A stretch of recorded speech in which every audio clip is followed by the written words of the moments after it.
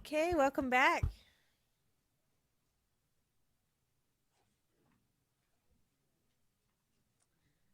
So is Michael Bean here? You're our winner of the raffle. So congratulations, you get a Starbucks gift card. Hopefully you drink coffee or tea. So.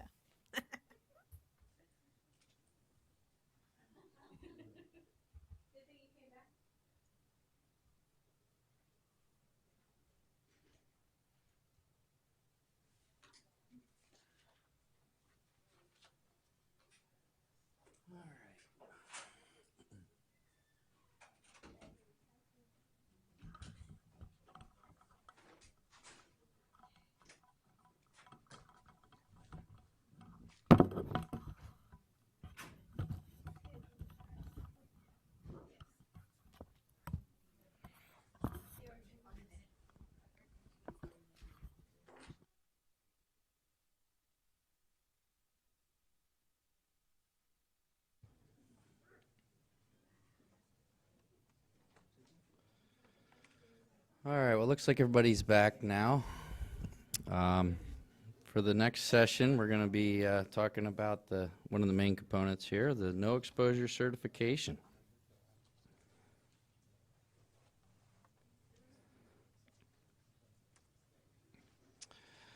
So through this session, we're going to talk about, sorry,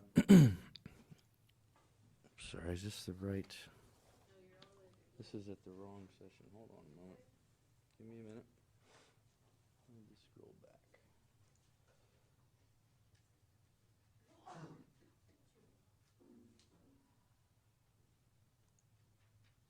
Why is this doing that?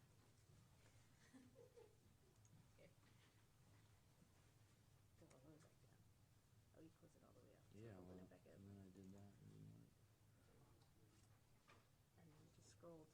then that's what I did, and then it popped to the wrong one. That's what I did.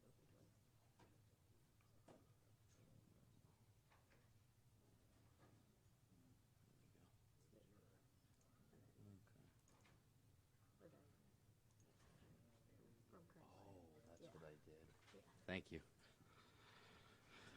All right. Sorry, we are at the wrong slide there. So in this session, we're going to talk about what is no exposure certification, NEC, how to obtain it, the checklist and the 11 items associated with it as part of attachment 2, storm-resistant shelters, and annual recertification. So what is no exposure, NEC?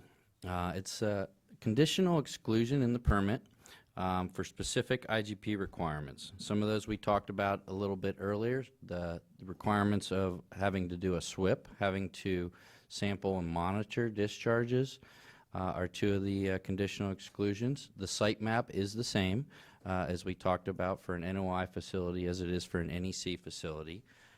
No exposure as listed here in the definition is means that just this, there is no exposure of industrial materials or activities to precipitation in general or stormwater runoff. The definition of industrial activities and materials important to know. That can include machinery, handling activities, raw materials, intermediate products, byproducts, or waste products. Another important aspect about NEC is that it is available statewide under this permit. It's non-transferable, so you can't one day decide you're going to get an NOI and give your NEC to your neighbor. And it is only on a facility-wide basis, so that's an important aspect as well. It's not for individual outfalls, so you can't select portions of your facility to be NOI covered and other portions to be NEC covered. It does require an annual recertification, and we'll talk about that a little more here later on in this session. So how do we obtain NEC coverage? Well, as Rebecca mentioned earlier and had a nice overview of the SMART system, it's no different than with NOI coverage, where you're submitting your items through electronically through SMARTs. These items that need to be submitted, there's some uniqueness here. Instead of a SWIP and a monitoring implementation plan and other items, you're submitting a checklist, which will go in depth detail here later on, a site map, which is the same as with an NOI facility, the fee, which is much reduced. I think it's about $200 versus $1,200, and then the certification statement or e-authorization that's done through SMARTS. Some things to be aware of when you're considering no exposure certification or a facility is considering that is, have they eliminated all of their unauthorized non-stormwater discharges? And those would be things that may come in contact with pollutant sources that discharge. You would not be eligible for an NEC coverage if you have those at a facility. You must meet the conditions for all authorized non-stormwater discharges. So if your facility has, a good example would be irrigation, some of that return flow maybe flows across the parking lot, or firefighting activities. Those are a couple examples.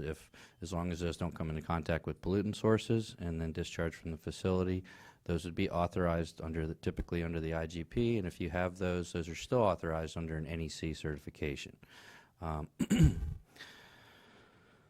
Light industry, which was previously excluded, can now apply and meet the NEC requirements. I believe the date, and the State Board can correct me if I'm wrong on this, all light industry that had been previously excluded under the 97 permit was to apply by October 1st of 2015. My understanding is some of those are still trickling in on those applications now, but there was a time frame for those previously excluded light industries to apply under NEC with this permit. Some items that may make you ineligible for NEC, and we'll talk about obviously if you're doing construction and land disturbing activities, that falls under a separate permit. That's going to be the construction general permit here. If you have an individual MPDS permit for your facility, obviously the regional water boards can make a site-by-site or facility basis determination on whether NEC is applicable for your facility. If your facility has had historic contamination, you're unlikely that you'll be able to apply for an NEC.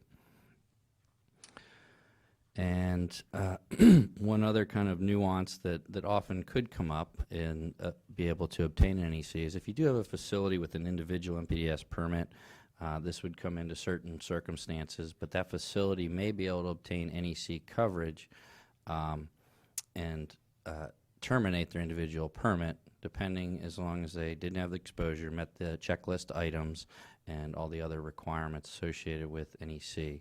However, that is unlikely to work if that individual permit for that facility had stormwater effluent limits. That would typically not make NEC available, considering it has limits rather than just your baseline parameters and action levels. Okay, so here's the checklist. These are the 11 items, and this is certified through SMARTS. I don't believe this is not a form that's submitted, is it? It's a checklist in SMARTS. Okay. Okay, I have not seen the checklist in SMARTS, so bear with me on that. But these are the 11 items that each of the dischargers, when they apply for NEC coverage, is basically certifying that they don't have. I'll read, a couple of the big ones here are not using, storing, cleaning your industrial machinery, equipment, items, anything associated with your industrial activities and materials outdoors or exposed shouldn't be done. Storing of products with the potential for the discharge of pollutants, another key one on this list. Anything leaking from a storage perspective that's exposed to stormwater precipitation. And another one we'll touch on here is the last one. This kind of deals with facilities that may have residuals from roof stacks or vents, or maybe ink manufacturing facilities or paint type facilities where there may be the potential for residuals that would deposit onto surfaces and then be contributed in pollutants and stormwater runoff. So those are potentials with some of these. You can't have those in order to qualify for the NEC. And as listed here, this is section XVII.F.2 of the permit for reference. So this slide shows what one might look like, a typical no exposure facility from the exterior. As you can see here, you don't see industrial materials or activities exposed to stormwater.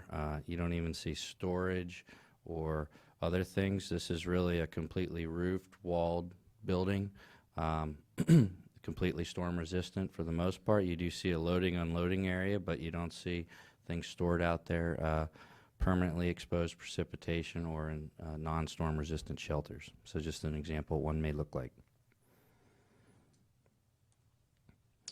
So next, storm resistant shelters. This is one of the requirements and defined in the NEC.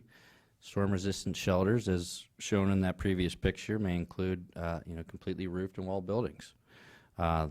These would be structured. It also could include structures that aren't a complete building, that just have a top cover, permanent supports, and it doesn't have materials or products, industrial activities, materials or products that are subject to wind dispersion, track out, or would contribute pollutants to stormwater runoff. So if you had one of these shelters without completely walled sides and stormwater can flow through it, well, you don't have your industrial activities and materials within that shelter that could then contribute and discharge off the site, as an example.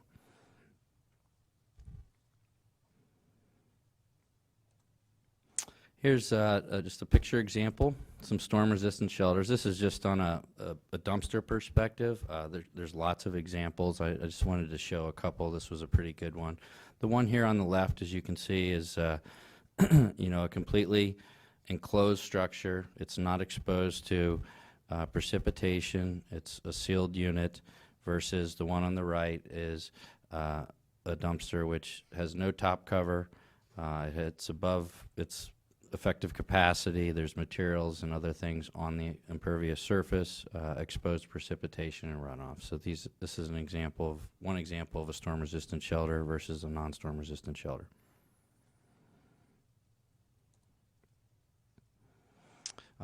There are some types of industrial activities or containers that may not require storm-resistant shelters, and those could be things such as 55-gallon drums, barrels, tanks, as long as they're completely sealed. And what we mean by that is they don't have any operational taps or valves. The other thing to be aware of here is that those should not have any residuals or product or material on the outside of them. At the same time, they should not be transferred of industrial materials while outside to and from them. If they're going to have transfer of those types of materials and pollutant sources, that should be done within an adequate storm-resistant shelter or completely roofed, walled building. Above-ground storage tanks may not require a storm-resistant shelter. As long as they are completely separated and not associated with vehicle maintenance operations, they don't leak from the appurtenances. So if you've got a hose connection for filling, it's in good repair, it's effective, and that it has adequate secondary containment. And with that, they mean that it's engineered to not only collect the amount that's in the container, but also historic rainfall in that general vicinity. And obviously, it needs to be in good working condition, not deteriorated or leaking, both the container itself and its secondary containment.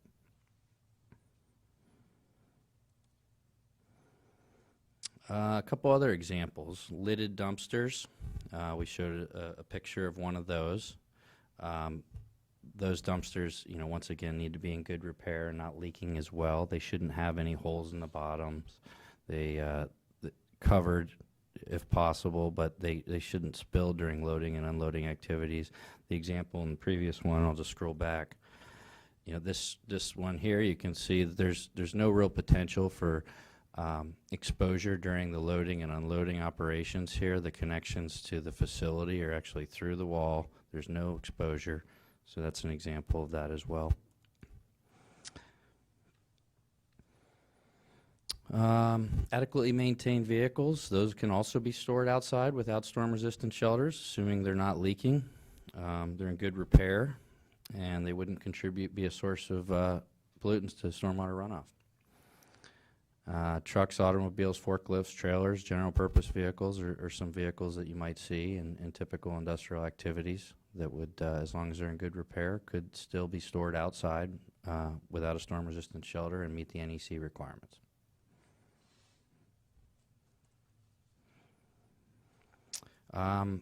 Final products can also be stored outside, assuming that they're intended for use outdoors and that they're not a source of pollutants and stormwater runoff. Some examples of items that may not be eligible in that regard would be things like sometimes a final product for a rock salt facility is a rock salt. Well, storing that outside is obviously going to contribute pollutants to stormwater runoff, so that would not be a final product that would be eligible. Other things that may oxidize, deteriorate, or leak, junk cars, stockpiled train rails, those all have the potential to leach and have pollutants contributed to stormwater runoff. So those are some final products that wouldn't be eligible. Intermediate products could also be included in this list, assuming they're intended to be outdoors, but some that may not be are things like sheet metal, tubing, paints used in making tractors. Those types of things are typically not intended for use outdoors, and they're an intermediate product. In some cases, the final products may be a little confusing to understand whether they're outdoors or not, but pressure-treated lumber, I think, is a good example I like to bring up here. That's one that, yes, it's designed to be used outdoors, but it does leach, and it's not impervious to weathering. And so that is one that also may not be eligible without a storm-resistant shelter over it for the NEC requirements. So those are just a couple examples. Final products at the end of the day, though, that are intended for use outdoors and not a source of pollutants to stormwater runoff can be stored without a storm-resistant shelter. Next, we're going to talk a little bit about these special conditions for construction activities, and this is for facilities. This is Appendix 2, Section B.4.F, as indicated here. The special conditions here is for a facility that is maybe in an interim status, or they're building a new area for a storm-resistant shelter to cover their intermediate products, their final products, their waste products, byproducts. What this condition allows for, a special condition allows for, is for those activities and materials to be temporarily covered with something like a tarp. It can be for a period no more than 90 days, and it must not be subject to wind dispersion, track out, and also having stormwater running through that facility, similar to what we talked about for an adequate storm-resistant shelter. But it does give some leeway for those facilities that might be with the intent of permanently constructing a storm-resistant shelter. This is what they could do with some of their still meet NEC requirements, assuming they meet these special conditions, and still obtain coverage as long as they are working towards that permanent storm-resistant shelter for those activities and materials.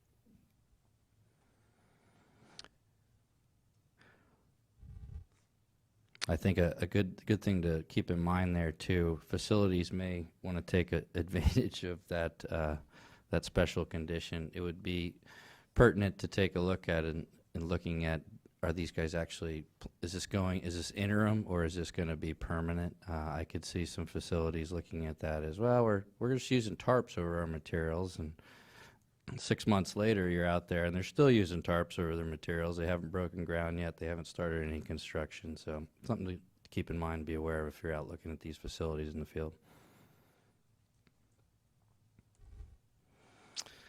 I obviously won't read all this, but this is just a quote out of the permit. It's the no exposure certification statement that's done through SMARTS in the e-authorization form. It's certifying that they have are aware of all of the no exposure requirements of the permit, and that they've met the storm resistant shelter requirements, industrial activity and material exposure requirements, as well as a site map and other requirements before they obtain their coverage. Okay, so next is how does a facility, each year they need to recertify? This is similar to NOI requirements, but it's done through SMARTS electronically. It has a recertification fee, and at this point, it's really it's a self-certification, as most of these permit requirements are under both NOI and NEC, just as the self-monitoring requirements are self-monitoring. But each year, the facility does need to submit a recertification via SMARTS that states they don't have any exposure, it still exists, and that all their industrial activities, materials aren't exposed to that precipitation as we talked about. I believe that my understanding, and the State Board can correct me, that they're going to, initially now, there is not a form, but maybe there is one coming, and I don't know if you guys can speak to that on these recertifications. Yeah, we were just saying that the annual fee is in their billing cycle, probably not right on October 1st. So, yeah. Okay. Yeah, I think we're doing it separate in California, but Rebecca will talk about the other items. Okay, so I think at this point, if you're a recently NEC facility, you're still certifying annually, but I believe they're working on a form that says, you know, maybe you've looked at all the 11 checklist items and are certifying that all your exposure has been limited, and those items. So that's it on kind of a quick general overview of NEC requirements, and any questions we can answer?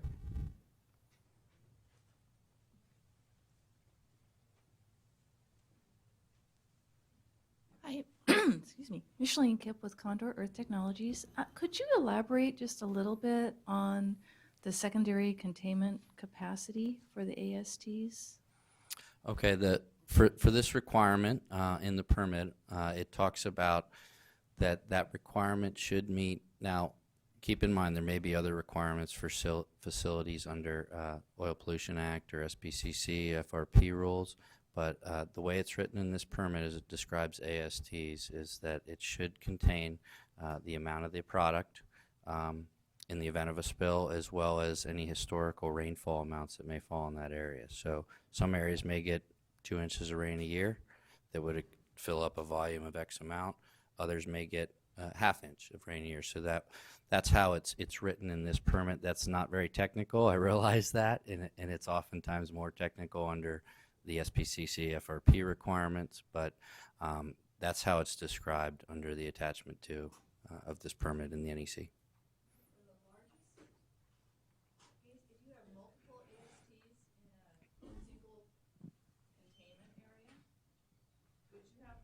Multiple ASTs in a single containment, would you be looking at total containment capacity for your full volume, or for like the largest AST that you have, plus the rainfall?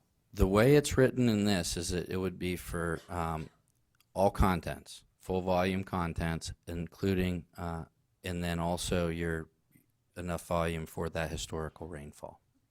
Thank you. How would you classify a dual-wall diesel tank that supposedly has secondary containment but just sitting out? And then there's maybe a shed where they're pumping the fuel into the trucks and things like that. Would that stand alone? That's a unique one, in part because that's not going to be susceptible. That capacity, secondary capacity, is not going to be susceptible to the rainfall. Mm-hmm. So that's a really good question. In most cases, those are probably deferred to the typical Oil Pollution Act, SPCC, FRP requirements would be my suggestion as a recommendation to look at those if you had a real scenario where you weren't sure if it was adequate. In most cases, those are designed to accept the entire contents plus some freeboard, those dual-walled tanks. But I'm not certain how you would look at that from a rainfall. If it would need an additional berm. That's not really clarified in this particular permit, nor is it in the EPA regs on the MSG permit about that. So I would defer, the more stringent would probably defer to that SPCC, FRP requirements, Oil Pollution Act. All right, thanks, Jared. Mm-hmm.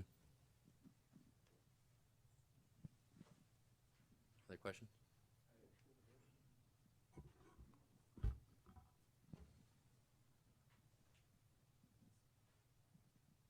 Hi, Travis Peterson. Wonder if you could comment on the responsibility of coverage in terms of whether it's the responsibility of a property owner or the business whose operation causes IGP coverage. I guess are you asking? Like a lease scenario, leasing space in an office park, a business comes in and their operation is then subject, or their actions are subject to IGP, but they're claiming it's not my building. Okay. My understanding, and I'll let the state board chime in here after this, is that if it's your industrial act, and that's a good point with these leases, you may have an overall owner of a building that has multiple types of industrial activities occurring within it. My understanding is it is the responsibility of the individual with the industrial activity, and correct me if I'm wrong on that. So if the landowner, so the owner of the building, is taking on liability for the operator, they could get the permit, but we discourage that. So it's usually the operator of the business that gets the permit.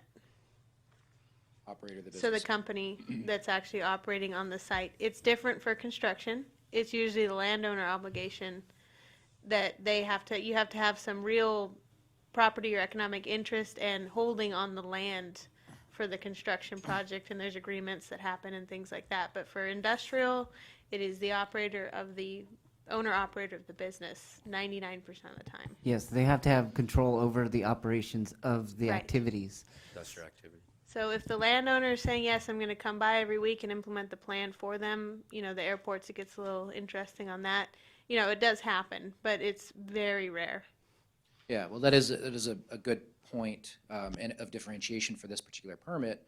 Often the obligation for getting a permit relies within the property owner. In this case, it's a bit different. So thank you for the clarity on that. Yeah, I think that's a great question too. Another thing to think about is in inspections sometimes where you get that scenario. Some owners, if they want to be the permittee because they want to, I know the state discourages it, but it could go either way. Is that their leases are written well enough to ensure that the authority and the activities are really on the leasee and not them. So in the end, why not just have the leasee who's got basically the potential to discharge, the potential to violate, just pull the permit themselves. Okay, thank you. Here. Other question?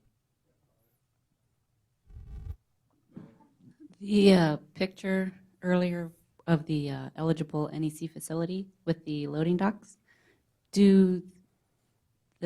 I couldn't really tell with the picture if there was any sort of overage over the loading area, the black at the top there. Do people need to have a little bit of cover past the building wall to? No, that's not necessary as long as they don't have the exposure here. In this case, well, it's hard to tell, I'll admit, in this picture.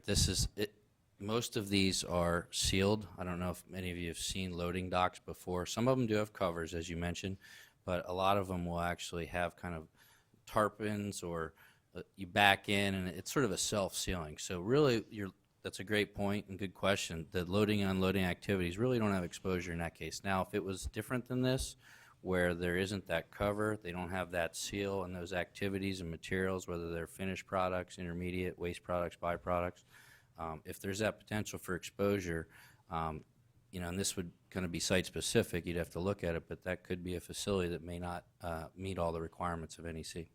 What happens if there's a storm drain? What happens if there's a storm drain right down by the loading dock, right below it?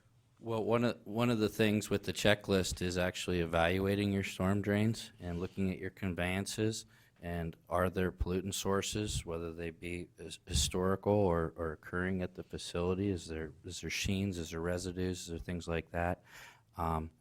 If you truly have no exposure, then that storm drain shouldn't have those types of pollutant sources and contaminants. And I'm going to go over some examples of these kind of things in my next presentation. Other questions? Mike's coming.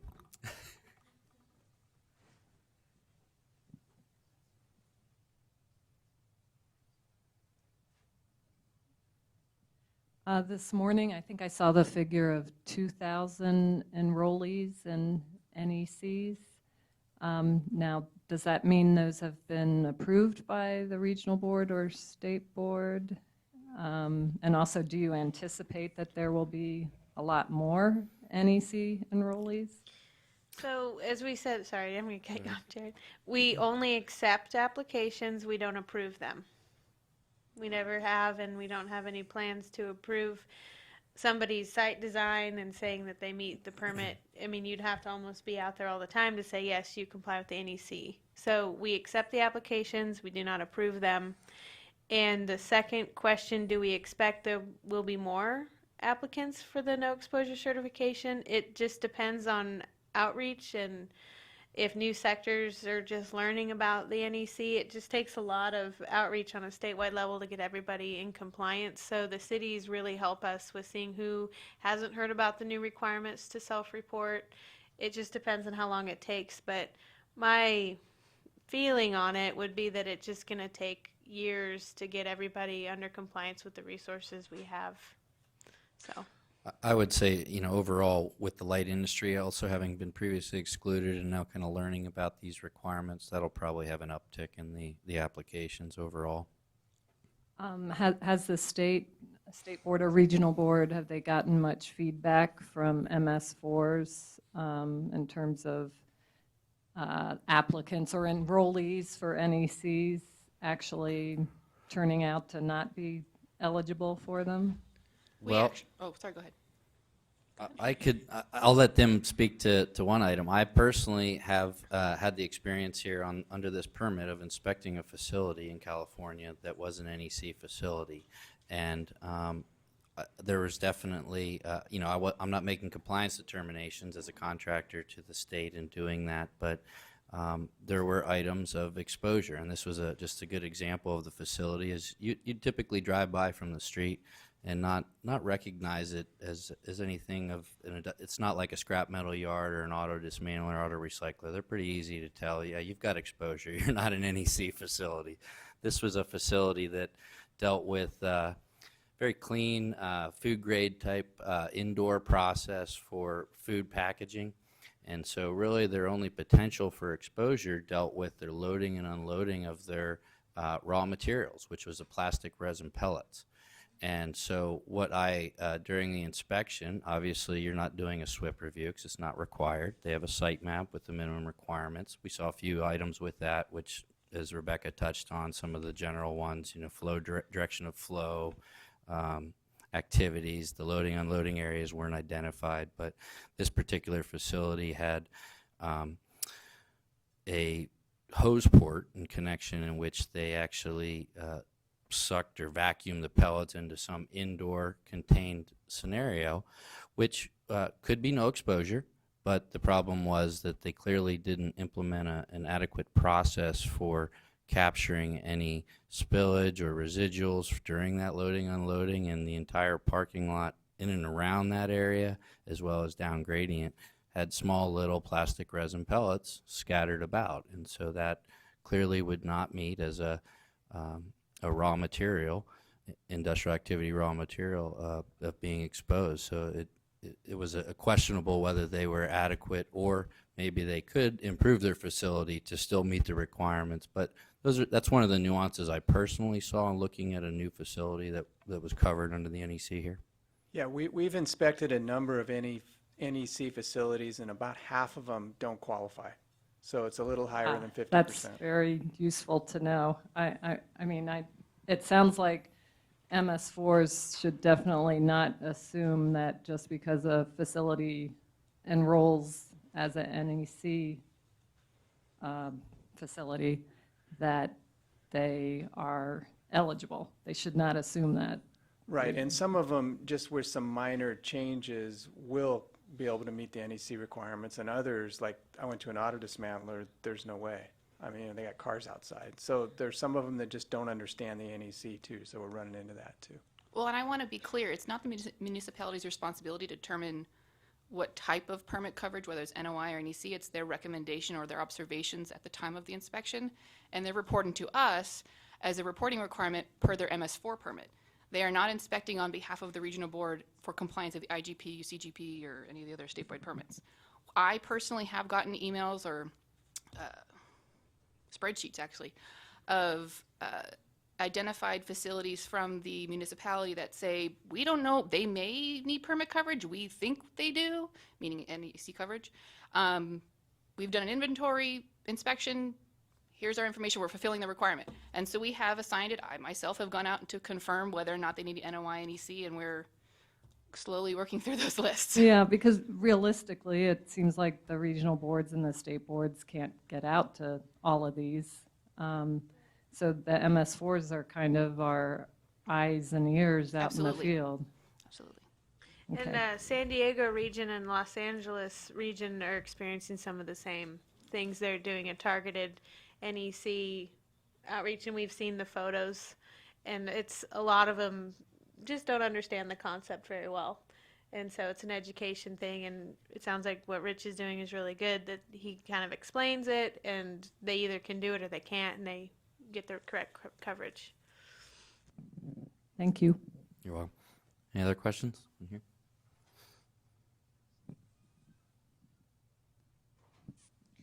Hello, sorry, this is kind of going back to the MS4 program, but, and it just might be something that we misinterpreted the way that the MS4 was written. So from what you're saying now is, I guess we kind of were shaping a program where we would make a determination if there was to be a permit, let's say, you know, for the industrial general permit, and if they didn't have it, then we were giving them 30 days to come into compliance, and then if they didn't do it, then we were going to give it to the water board, because, you know, this is the year we're doing our enforcement response plan. So that was kind of the way that we were writing it. But am I understanding that really the preferred way is if we say, okay, yeah, this person or this facility needs one, we're not even really telling the facility then, we're just going to go ahead and refer the information to you, and then have you make that determination and follow up with the industry owner, that we're not to, you know, kind of tell them, yes, do it, and we're going to make sure that you do it. Correct. It's the regional board and state board's authority to potentially require dischargers to gain coverage. It's not a municipality function. Okay, thank you. That's a good question. We've gotten that several times too. Remember, it is a state permit. It's not the city or municipality's permit on those industrial dischargers. But at the same time, you know, you're looking as one of the requirements in your program areas, industrial commercial, is typically having an inventory. So I think, you know, collaborating with your regional water boards on those potential non-filers in that inventory, and working with them, as you heard earlier, that may take some time to bring into compliance.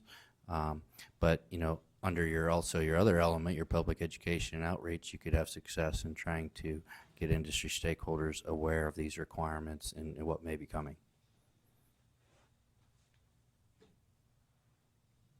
Other questions?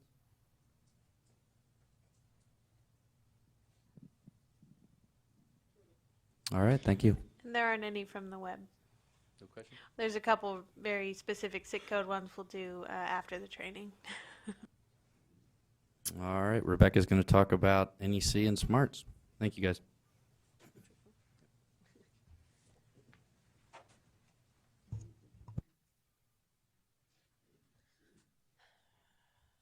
Okay, let's see. Hopefully, is this one on? Yes. Okay. So this next portion is going to be filing a no exposure certification in smarts. The purpose of this is not to give you a full smarts rundown. It's just kind of what you're going to be getting your dischargers into if you send them to the smart system to be filing an NEC or, you know, an NOI in some cases. But this one specifically goes over the application for the NEC and smarts. So we'll run down this again. The things you need to file an NEC and smarts. We have the NEC checklist, which Jared went over those 11 checklist items. And I will show you the screen of how that is in smarts. It's not a form that you upload. It is a select box. It's no exposure or exposure. So you'll go through 11 of those. You need to upload the sitemap, which we went over earlier with those minimum requirements that are needed for both NOI and NEC coverage.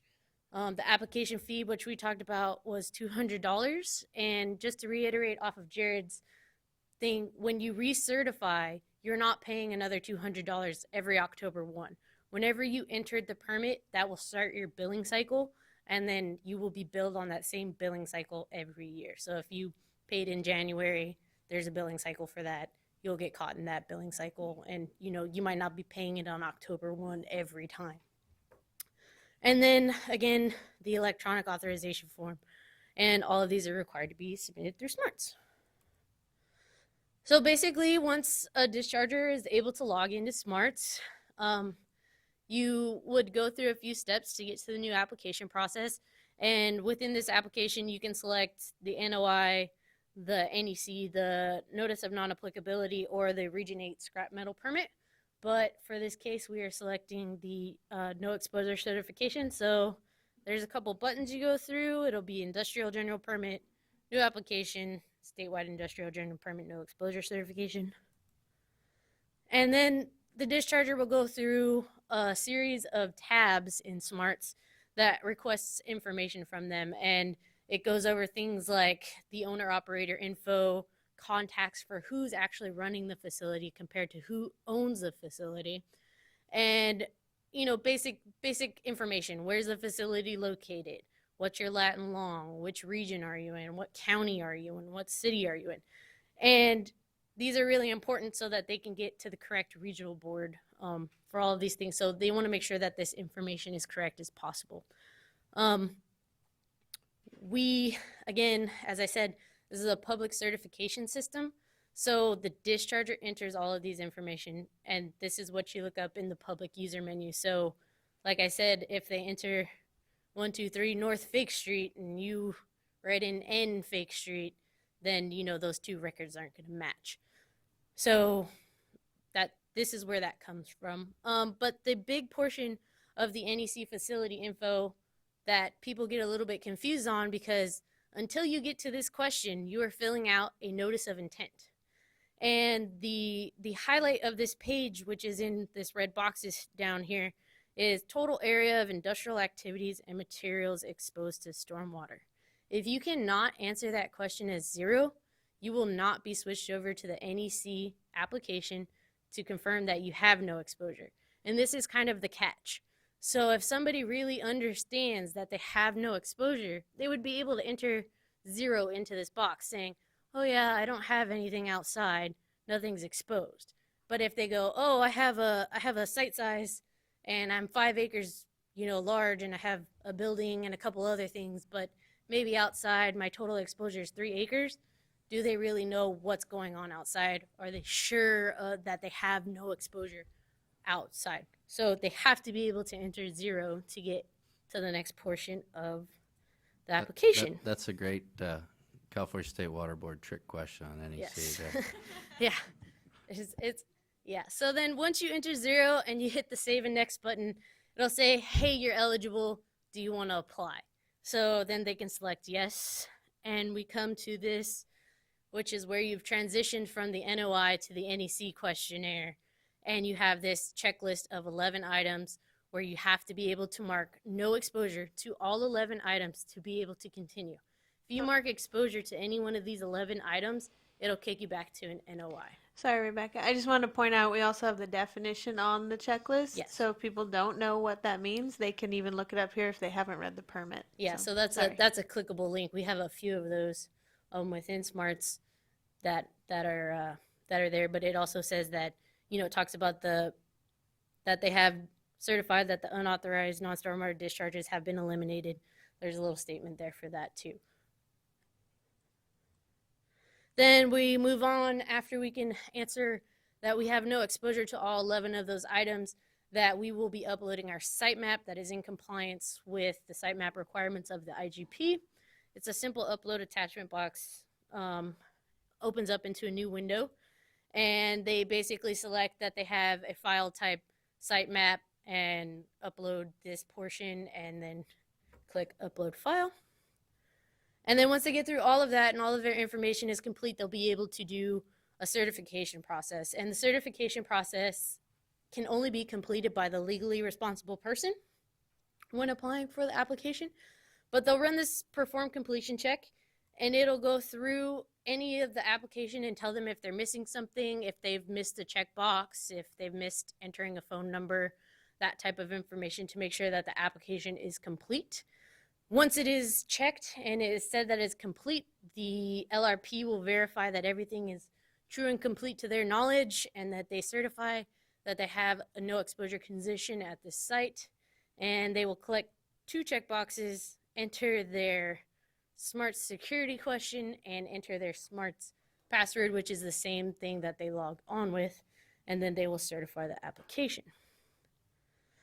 Once they get through all of that, they'll be offered the button to print their e-authorization form, which needs to be sent in with their fee statement, which comes to State Board, and our help desk processes the checks and inputs the e-authorization form, and then you're issued a WDID.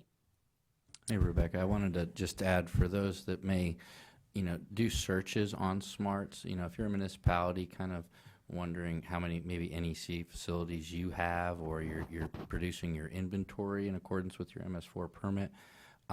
This was stated a little bit earlier, but I want to reiterate it. In this case, they're submitting the site map, which is going to be really the main thing you're going to have for an NEC facility. But be cautious in taking that at its word, because as Laurel mentioned and Rebecca mentioned, these aren't certified. They're not reviewed by the state for adequacy of having all minimum content as required by the permit. So, your best bet may actually be looking at that facility from a drive-by perspective. Is it really an NEC? Is it an NOI? These are circumstances where you may have a facility that's listed as an NEC, but you want to refer them to the regional board as, hey, these guys went by and they've got 20 junk cars stored out in the parking lot, and there's radiator fluid leaching into the storm drain. So things to be aware of. They may not have that on their submitted site map, so don't take it with a grain of salt, I should say. Yeah. So that is definitely one thing that kind of gets into this here. So for the NEC, we issue a special WDID, which is an NEC ID. I've listed an example here down at the bottom, and if you guys have never really looked at a WDID before, the first either 1 or 2 are going to be the regional board that it's located within. So this example here is 5S, so this is Region 5 Sacramento office. So then the next 2 numbers are going to be your county codes. So this one's 34. It'll have a special NEC identifier here. If you have an NOI, it'll be an I. If you have a construction permit, it'll be a C. If you have Caltrans, I think it says Cal, CC, CT. And municipals are M. And there's another special one for a waiver. But then the last 6 digits are a unique identifier. It's just 6 individual digits. Nothing too fancy there. But so the SMARTS help desk receives the packet, and hopefully it's complete. They have sent in their e-authorization form and their fee payment, and everything's good to go. It's usually processed within 3 to 5 business days. Sometimes it's processed faster than that. But basically, if there's anything missing within that application, it will be returned that day, as the SMARTS help desk does not hold checks. So if the application is not complete, it will not be processed and it will be sent back, which means it needs to be resubmitted in SMARTS and paperwork needs to be resubmitted. And then this is the recertification. As I already stated before, you're not going to be paying a bill on October 1. That'll be based on your billing cycle to when you filed for your permit originally. But the recertification statement will be due by October 1. And this is kind of what Jared went over, is that the facility has been evaluated and there is a continuing condition of no exposure. So if they're saying that, oh, we don't meet this anymore, they're going to have to go to NOI coverage, which is you are able to process that through SMARTS by selecting, hey, I need to file NOI coverage, and you can change your NEC ID to a regular industrial WDID by switching that application, saying, hey, I don't have a condition anymore. It's just a button. So then it'll switch back, but then you're required to upload that SWIP. Make sure you update the site map to whatever is going to be outside now, and make sure you have a monitoring and implementation plan. Yep, that was on that one. And here's our Stormwater Help Desk email again, because all of the applications are processed through the through the Stormwater Help Desk. If you guys have questions about specific applications, they're the ones who touch the mail. They're the ones who look at the application to process it. So sometimes they're the best source in asking if, hey, have you seen my check come through yet? Or, hey, have you seen my e-authorization? So if you email them, they can usually tell you a status on what's going on. And that's it. So there's questions if you guys have them, but I'm not. Hey, Rebecca, what happens if you sell your business and somebody else buys it? Oh, so if you sell your business and somebody else buys it, Jared talked about you can't transfer coverage. So somebody would be required to file a notice of termination, and the new business owner would be required to file either new NOI or NEC coverage, depending on if they say that they're going to have exposure or not. Thank you, Rebecca. Any other questions? Oh, to ditto in the back, please, Mark.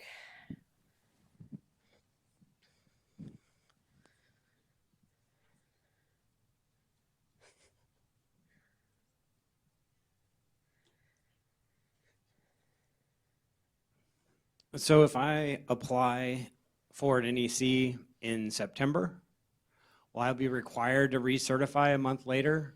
So is there any sort of time frame, like 90 days or anything like that, in terms of when I get it and when and dealing with the recertification process? Yeah, so there will be sort of that leeway that we have for the annual reports, where if you have applied for permit coverage, I think it's going to be 90 days again. We It'll haven't be- programmed it yet, but that's the Yeah. plan. It'll be 90 days before or after that type of thing, like certifying for the annual, like the annual report is required or not required.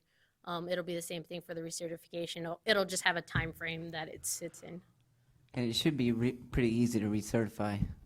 Yeah, I'm hoping that it's just going to be a page and you can do a checkbox type of thing, and then enter your security code and your password. No, that'll be available soon. DIT is working on programming it. They have a lot of new things to implement into the system coming up. DIT's Division of Information Technology yes. at the State Water Board. We use a lot of acronyms. Yeah, sorry. I'm guilty. Yeah. Any other questions? Oh, one right here.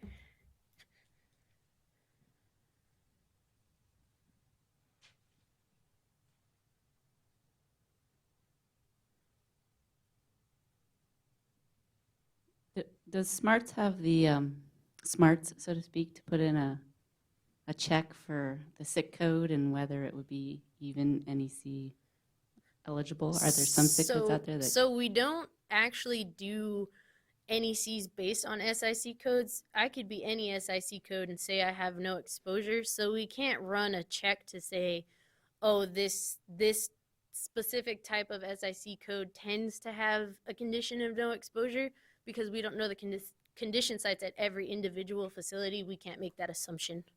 So, no. But I think Smarts is programmed to only have the SIC codes applicable to the permit. Yeah, the only SIC codes that you can pick within the drop-down box when you're applying for a permit are the ones that are in attachment A. Yeah. So you can't pick something that's like outside of the permit. If you got to that part and then you figured out you can pick your SIC code, you should probably be checking to see if you really need permit coverage. And I think the only caveat to that is there's a 99991 one. Yeah, I think it's in there. unclassifiable establishments. I think we pulled that one over to help, the regions if they know they need a permit, but there isn't, maybe they don't know exactly which one, but they've been told by the region that there's a permit, they can put that one in. But it's a lot more locked down than it used to be. It's actually really weird now in the system to have a 999 SIC code. They've pretty much pinned a lot of them down. There's like less than 100. Go ahead. All right. On the NEC checklist, item number 5 was regarding the transport of raw materials.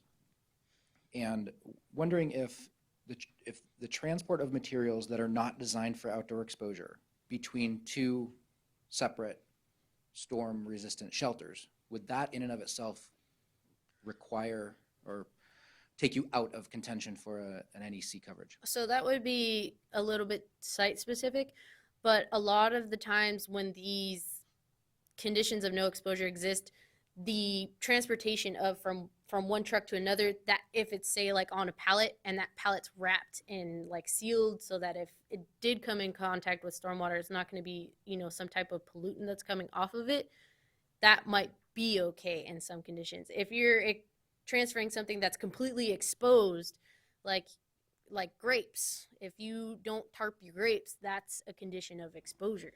So it kind of depends, you know, get the coverage on it if you're moving it from one place to another, but you can't have it just completely exposed. Yeah, the materials themselves have to be sealed. So if you're moving from a forklift a bunch of cardboard toaster boxes with toasters in them, if it rains, it's going to get on the cardboard. And then, or you might even have those saran wrap, like Rebecca said. But you can't have open drums of plastic pellets from storm-resistant shelter A to B. But if you had a sealed drum of pellets and you're moving those, and so if it fell, it would still be sealed, yeah, that would work. But as Rebecca said, it can get site-specific, but those are some examples. Yeah, something else to add to that too, to keep in mind, is if the facility, we talked about it, it falls under the sealed or definition of storm-resistant shelter, is can it be tracked out? Can it be dispersed by wind? Those are some things oftentimes overlooked, so you may be transferring those materials. Whatever type of seal you may have on it, whether it's plastic wrap or some other type of seal, you need to keep that in mind. Does it have the potential to spill on its own during handling, or by environmental factors such as just the activity of moving it with the track out, or the activity of wind dispersion or other mechanisms? Okay, thank you. And then one additional then, from the perspective of the MS4, what level of detail is expected with an MS4 required inventory? For example, then it was stated that it's not the municipality's responsibility to judge the quality of a discharger's submittal. However, it sounds like you would expect a municipality to flag a suspect filing. So where does that fall exactly? And I will actually defer this to Michelle. So you're not actually inspecting each and every point of the IGP requirements for a specific facility. You're reporting via your MS4 to determine whether or not they're in quote unquote general compliance. If you see that we've got a plater who has their wastewater treatment plant outside and they have open vats of hydrochloric acid or something, obviously they're not implementing BMPs. And so you would notify, I mean, if you have city ordinances that obviously prevent that, go with your ordinance. That's great. That's your mechanism. That's your enforcement mechanism. But it's the ultimate responsibility of the regional board / state board, because it is a statewide permit. And you're not necessarily there, like I mentioned earlier, to enforce the IGP. You're there to generally observe, and if you see issues, to report that to the regional board or state board. Yeah, and I think that kind of comes with some of the stuff that I provided earlier, some of those resources. You may not know if they need IGP coverage, but you could provide them with those NEC brochures or the NOI brochures and say, hey, you know, we're going to report you on our inventory list to the regional board. You might want to contact them ahead of time to see if you need coverage to kind of get the ball rolling. You know, just put the idea in their head.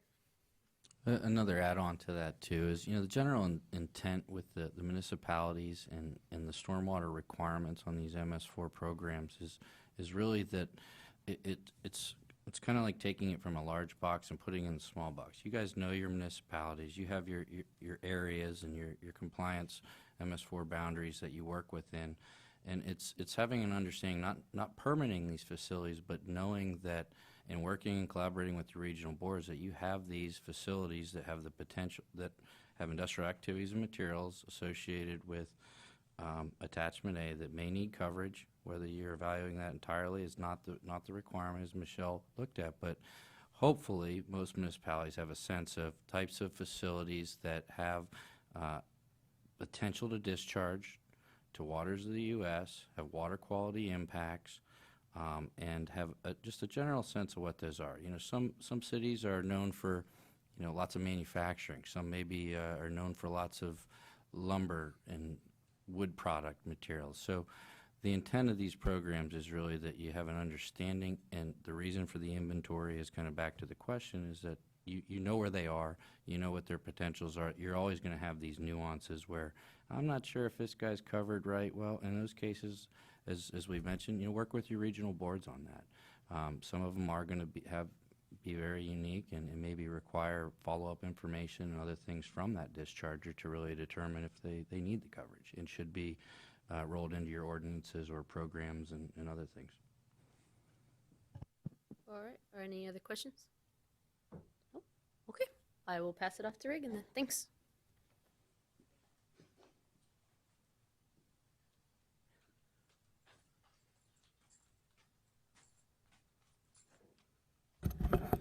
Well, you guys asked a lot of good questions already. I don't know if I need to do my presentation.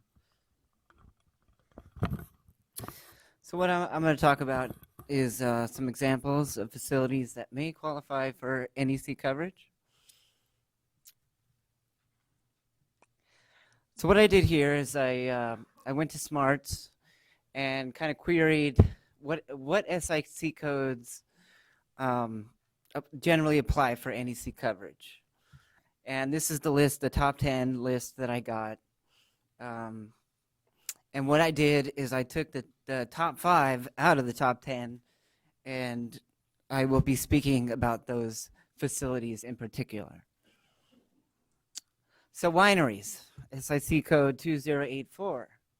The vineyards are exempt from IGB coverage because that's considered agriculture and it's not an industrial process. So just where the grapes are grown. Some of the industrial areas would include the crush pads, the used barrels, open loading bins, and some of the tanks. There's a lot of potential for commingling at these wineries, commingling of processed water and stormwater. So that could be an issue. Generally, the wineries that apply for NEC coverage are small boutique wineries that have like a tasting room, but anything huge, large, like, I don't know, I don't really drink much wine, so I couldn't tell you, but a big winery generally has too much stuff outdoors to qualify for NEC. So the primary revenue is from the manufacturing of wines for consumption off-site, and that's what generally makes them fall underneath the IGP. If they sell bottles mostly on site through their tasting rooms, then they probably wouldn't need IGP coverage, and generally they distribute to the wholesale market like Bevmo and grocery stores and things like that. So here's a picture of the vineyard, of a typical winery vineyard. Again, I said all of this is not covered under the IGP.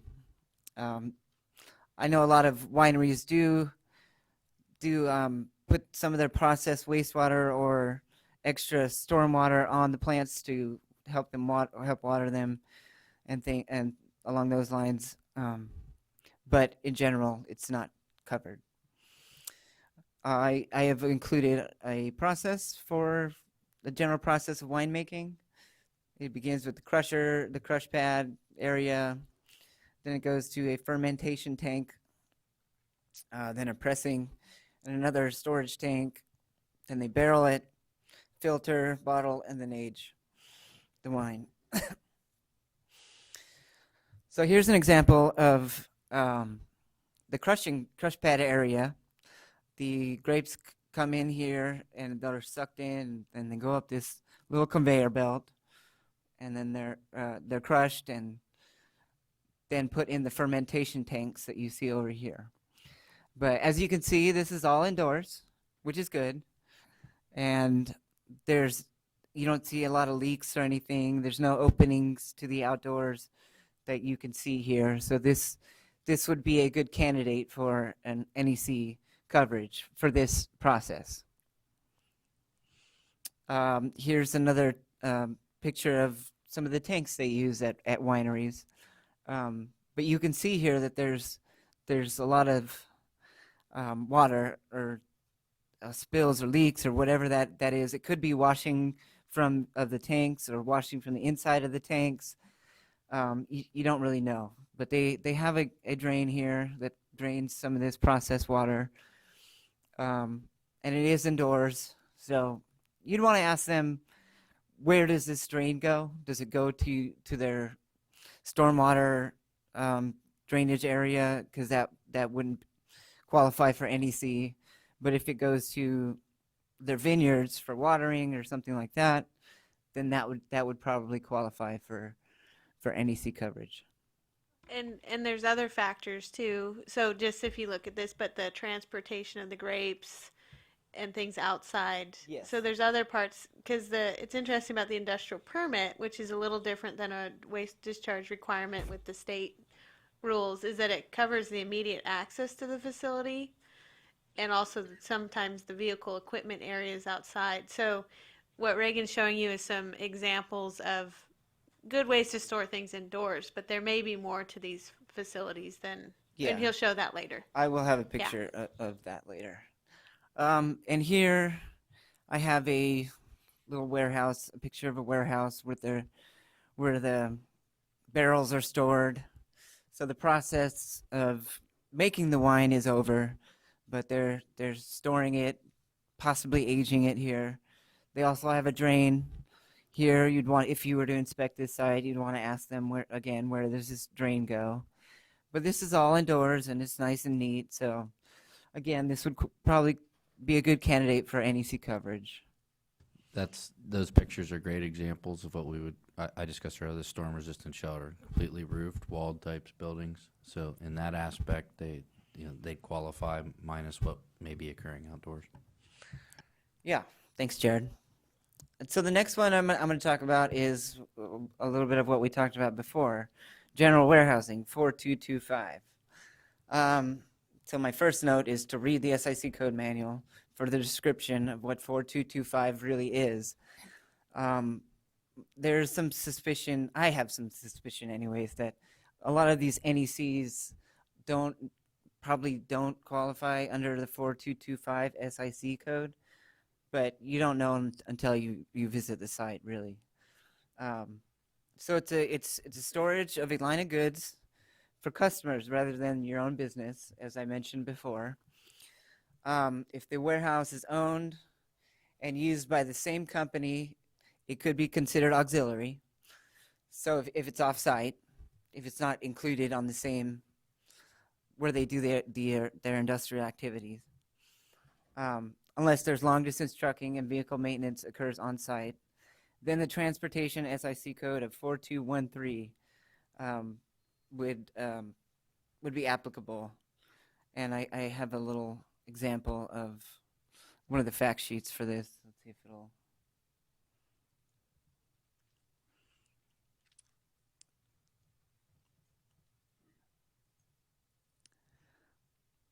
So I like this fact sheet a lot because it has the SIC codes here that can help you decipher what the different SIC codes are for. This is for transportation facilities. And technically, these warehousing facilities fall under the transportation SIC classification. And so I just wanted to show you that because it's got these special SIC codes here.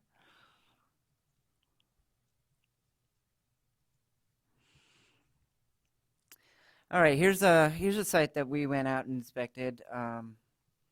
As you can see, it looks pretty clean. The grounds are clean, and there's this overhead storage right here. So it looks like the loading and unloading occurs in these bays over here, and you got a dumpster here that's covered, and it looks like it's also undercover, which is good. So this looks like a pretty good candidate for, at least as part of the facility, for an NEC coverage. We'll get back to this dumpster in a second. Before you move on, Reagan, I think this lends back to a question I had earlier. If you look at the the storm drains in here too. If you were looking at this facility, it was listed as an NEC in your municipality or something, you know, one of the things would be, and I know Reagan's going to cover this in a couple other example pictures, but from the distance here, this looks great. But one of the things to evaluate would be those storm drains. Even though they have a cover and a loading and unloading operation, is there really a true no exposure scenario, or is there the potential for pollutant conveyance or accumulation within those drains? And the roof vents, you know, that was alluded to earlier, is there staining, evidence of staining or particulate? Yeah, so. Okay, we were luckily enough there to see how they empty their trash, and emptying trash is kind of a big deal with a lot of industrial facilities. You want to make sure that there is no exposure coming out of the building and into the trash can. So this guy looks like he's underneath the cover, and then he put the trash in, and most likely he's going to clean it up and put the lid back on. So that's a good practice for throwing away your trash in these lidded dumpsters. So that was good. I wanted to take a picture of that to catch and show you guys. So here's a little bit about what Jared was talking about. I took a picture of this storm drain on purpose because if you can see these little straps here, that's an indication of some inlet protection. So underneath the straps, there is some geomembrane fabric that, as you can see along the outside, it collects sediment. And so there's some sediment stored along the outside, which is good for this site. And you can see that the rest of the area doesn't have any trash or other things deposited over here. You also see this little drain right here. And this most likely comes from the roof. And as you can see, it's nice and clear, it's actually cleaner than the ground. So that's a good sign that there's nothing on the roof that's contributing pollutants to the stormwater. So that's good. And here, as Jared mentioned before, you're allowed to have trucks stored outdoors if they're in good working condition, and these appeared all to be in good working condition and maintained. So this facility still qualifies in my mind for the NEC. And you notice there's this storm drain area right here that's nice and dry. There's no non-stormwater discharges or any leaks from the truck or anything like that. Okay, here's an example. Oh, this kind of got messed up, but this is an example of a facility that would not fall under 4225. Here we have some indoor vehicle maintenance. If they have long-distance trucking, it could be the transportation SIC code of 4213 and subject to permitting. So you then would want to evaluate the rest of the site for NEC coverage. But otherwise, this may be auxiliary to another process. This could be a municipal maintenance area of some sort that wouldn't need coverage for some reason or another. Some facility, but the point here is that some warehousing facilities may not need to get IGP coverage, as we kind of explained earlier. Yeah, if you see a warehouse, you have to dig into it a little bit. Exactly. To see why the warehouse is there, what they're doing, or if they're fixing vehicles, it doesn't necessarily mean they need the permit like we've been talking about today. Correct. This could be at a corporation yard owned by the city. It's a mixed fleet of vehicles being maintained. I don't see 1,000 school buses or 100 school buses. It could be that it doesn't need a permit. And these look none of these vehicles look like long distance trucking types of vehicles. But this one is stored outdoors, so you'd want to check to make sure that's well maintained if you're evaluating for the NEC coverage. But it's got a roof over the the area. The forklift's allowed to be outdoors, so. But I just wanted to show that not all, like Laurel said, not all warehouses are 4225. All right, we're going to talk about breweries now. SIC code 2082. And as I spoke a little bit earlier about breweries, they're generally small microbreweries. The big domestic macro breweries like Budweiser and Miller, and those ones are often too large to keep everything undercover and out and inside. Many of these have customer retail areas that serve food and drink, but their primary revenue is from making the beer and distributing it to the wholesale market. A lot of this industrial activity occurs in the back rooms and out of sight. Sometimes you can tour these facilities, if you go up to Chico, you can tour Sierra Nevada's brewing process after you eat at the restaurant, things like that. So here's a picture of one of those kind of tasting rooms where they're brewing beer here, and there's a bunch of little taps, and there's more tanks in the back rooms. All this is contained indoors, so it's good. It's a good candidate for NEC.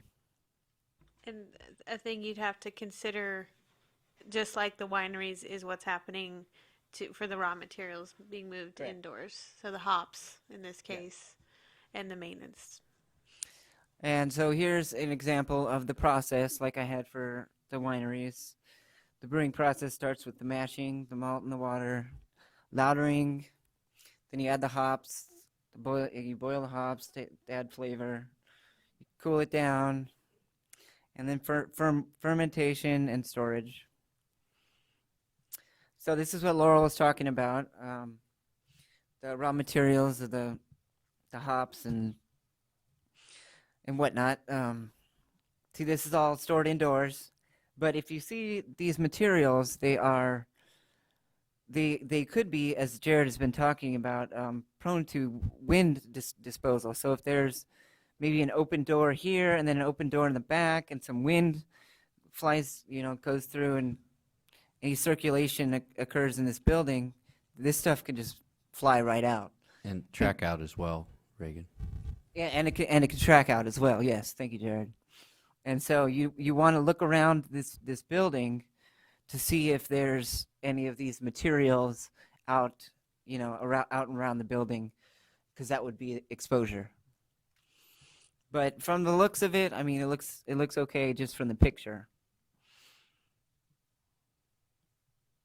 And here's a picture of the fermenting process or storage process. Over here we got some storage, and again, this has a little drain here for washing out the tanks and stuff like that. So again, you'd want to ask the facility person that you're inspecting with where this drain goes. While we're on this, I think this is a good one to look at. These are in a large scale, but those large drums there with the taps and valves at the bottom in this picture. I don't know if you can scroll over to that. You see those there. Over here? If these were stored outdoors, that really doesn't meet, as I mentioned earlier, the definition of sealed, because they have an operational tap indoor valve that can load, unload, dispense to and from that particular container, which creates the potential for exposure, and so they may not be eligible in that case. Yeah, that's a good point. Thank you, Jared. I'll have some pictures later of some outdoor tanks. And here it looks like on this picture they're doing their final packaging and canning process. It looks like it's all contained indoors. There's some processed water on the ground, it looks like, but it doesn't appear to be leaking outdoors. But there is some potential for stuff to go outdoors. I don't know. I didn't take this picture myself, so I don't know if these open all the way or not. But that's something you want to look for. But it looks like they make enough that they distribute wholesale, so they would qualify for IGP coverage and need to get either the NEC or NOI coverage. The next facility I'm going to talk about is commercial printing, SIC code 2752. Most of the industrial activities at these commercial printing facilities, they occur indoors because wet paper is not good for business. So the things that you would want to be aware of are the loading areas and the unloading areas. The particular facility that I went to, it did have a rail spur, so that would be included in, if it was an NOI facility, it would be included in the SWIP. But NECs don't need SWIP, so you want to check that rail spur area out. Check waste disposal areas, and you want to ask maybe do they make their own ink, because that could put them in a different SIC code, or there could be some other issues that go with making ink. So we visited this facility here, and this is a picture of the indoor operations. It was very loud, very noisy in here, and you could see all these industrial processes are all over the place here.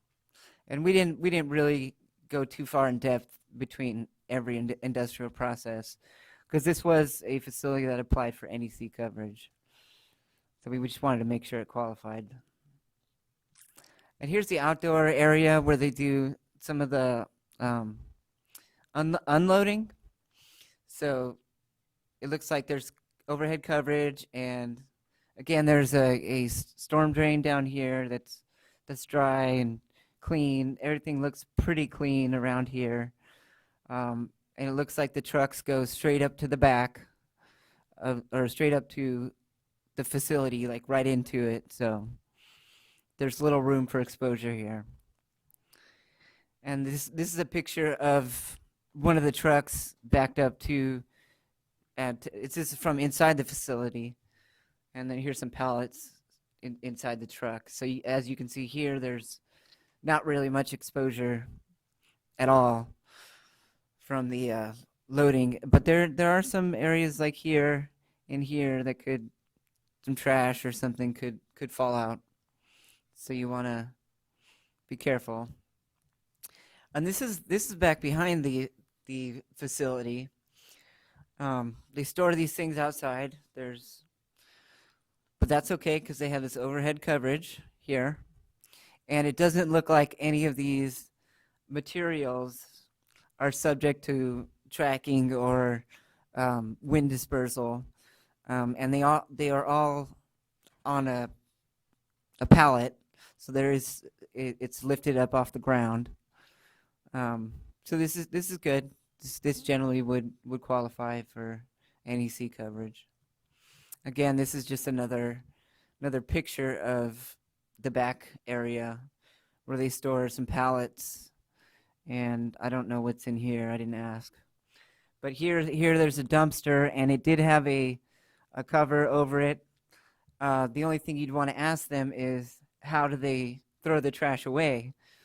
It looks like most of it is undercover, but when you open it up, there might be a little bit of exposure here. You just want to make sure they contain most of their trash in like a plastic bag or something along those lines that would protect it from if it suddenly started to rain. And this is the rail spur I was talking about. It looks very clean. This is used for loading of raw materials. So the raw materials go in the printing place this way from the train. The trains pull up. And if you were to see a lot of trash or anything spilled along here, that could be signs of no exposure. I wasn't there when the actual train came in, so I wasn't able to see the process of them loading and unloading, but this is a good sign. So some things you have to just go by your feel. Does it feel like they're doing the right thing? And they appear to be doing the right thing. So, and this is another. This is where they vaporized some of the ink that they used, and it goes up and out this smokestack. So we asked them about that.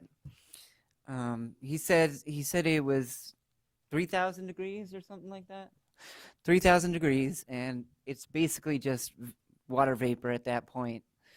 And so this is good because you don't see any staining or anything, over here or along these roofs or along the walls that show any particulates or any kind of ink or anything, any kind of pollutants that would go into stormwater. So we were satisfied with that.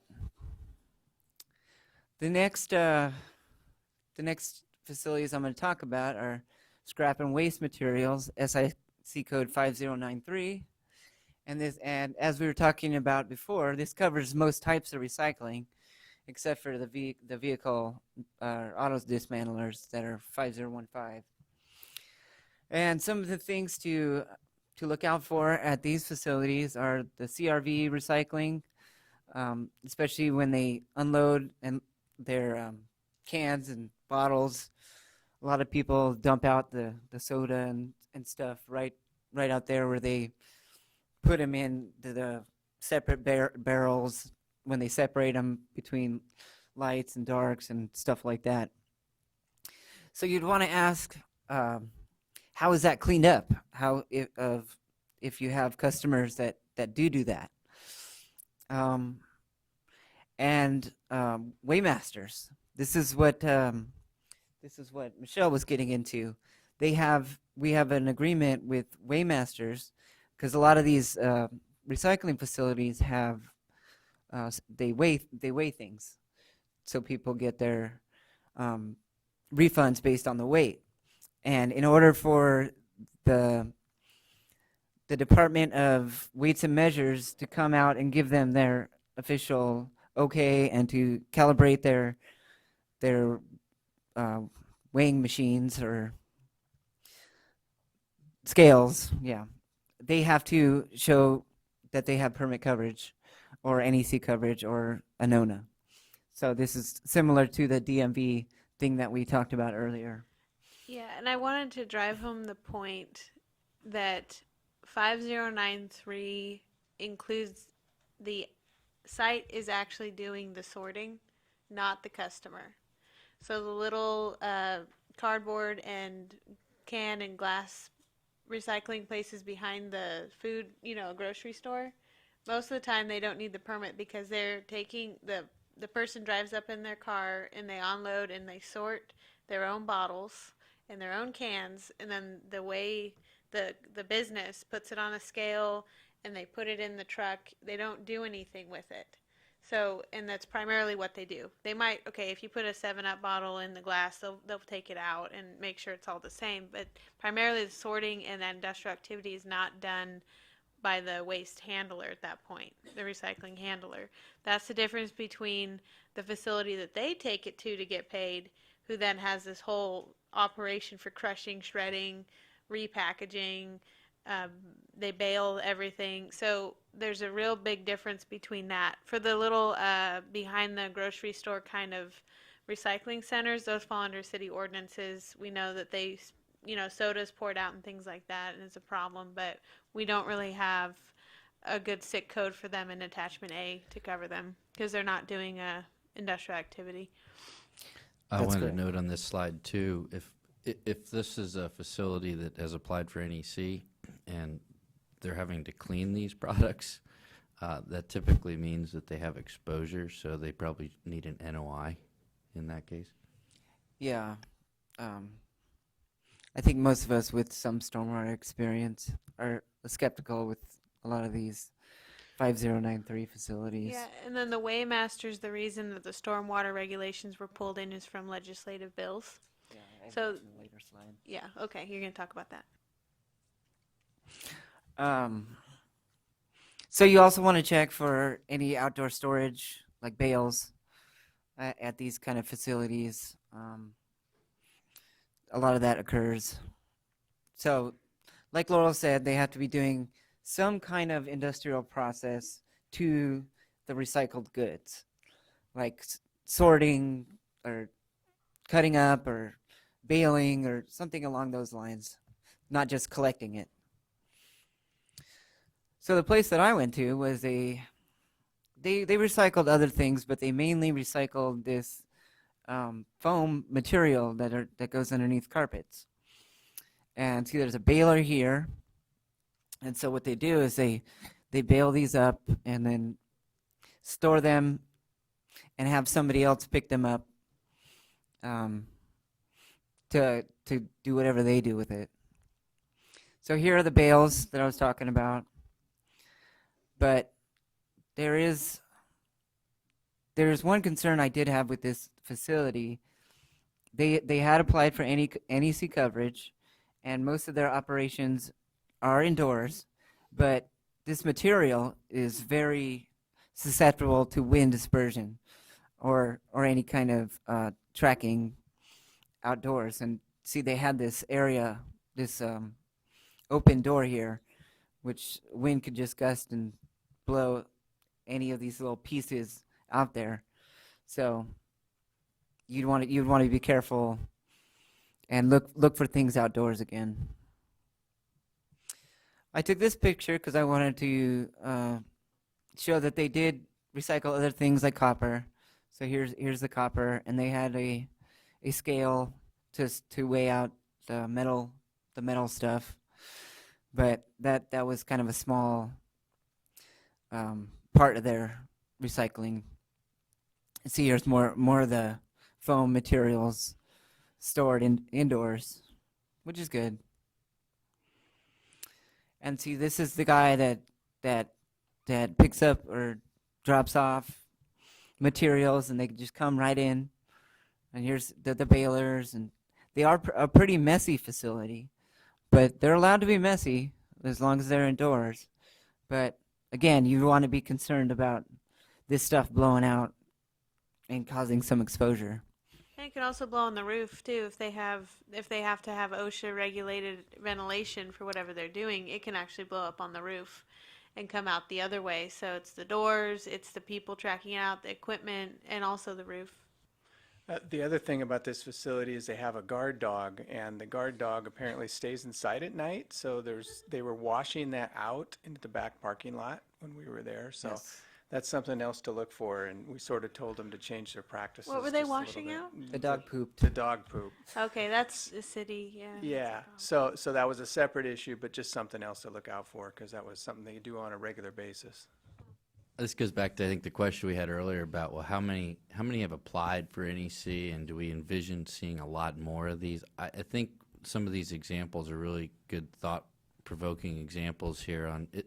A lot of facilities may think they have no exposure, Right. but when you really start looking at it in the nuances and details of their industrial activities and their materials and their handling and loading and unloading processes, I have a feeling that we may see, as this is more of a new requirement in this permit, that a lot of these are inappropriately filing for NEC. And I've seen it firsthand. I know Reagan and other members of the regional boards and state board have seen it too. So these are all good things to keep an eye out. That track out, wind dispersion, particulate deposition. A lot of them don't. Most dischargers I've met usually aren't very familiar with the permit to begin with. They go through smarts, they fill out that 11 checklist item without really applying it in common sense terms to what their activities and materials really could be. Yeah. Plus, at one facility me and Rich went to, there's a language barrier too with some of these small and pop. Some people speak Spanish, and they don't fully understand some of the requirements. So you want to make sure that they do. And here's their dumpster. They store their dumpster indoors, so that's good. Here's more bales of the foam. So overall, everything is really stored indoors. So we were very skeptical about this site.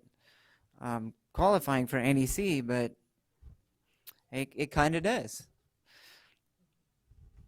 Oh, and here's just some sources of some of the pictures. I didn't take all the pictures. And that's the end of this part of my presentation. I have the next presentation too, so I'll get questions after this one. So my next presentation is on examples of activities that may not qualify for NEC coverage. So what I did with this one is I took this checklist that everybody's been talking about all day long. I added one thing to the checklist. It's not in the official checklist, but it is something that they have to consider: the elimination of all unauthorized non-stormwater discharges. So I have one extra than everybody else. And so what I'm going to do is I'm going to talk about each one of these and show you some examples of how they wouldn't apply. So elimination of all unauthorized non-stormwater discharges. So here you can see this guy washing out. Looks like there's some detergent there, and that's particularly of concern. But they would not qualify for NEC if this is coming out like this. There's obviously exposure. And some of the next pictures are courtesy Region 5, Sacramento. So thank you. That is true.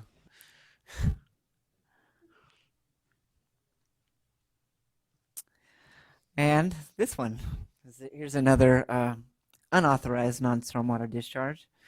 As you can see, this water tank is not in the best of shape.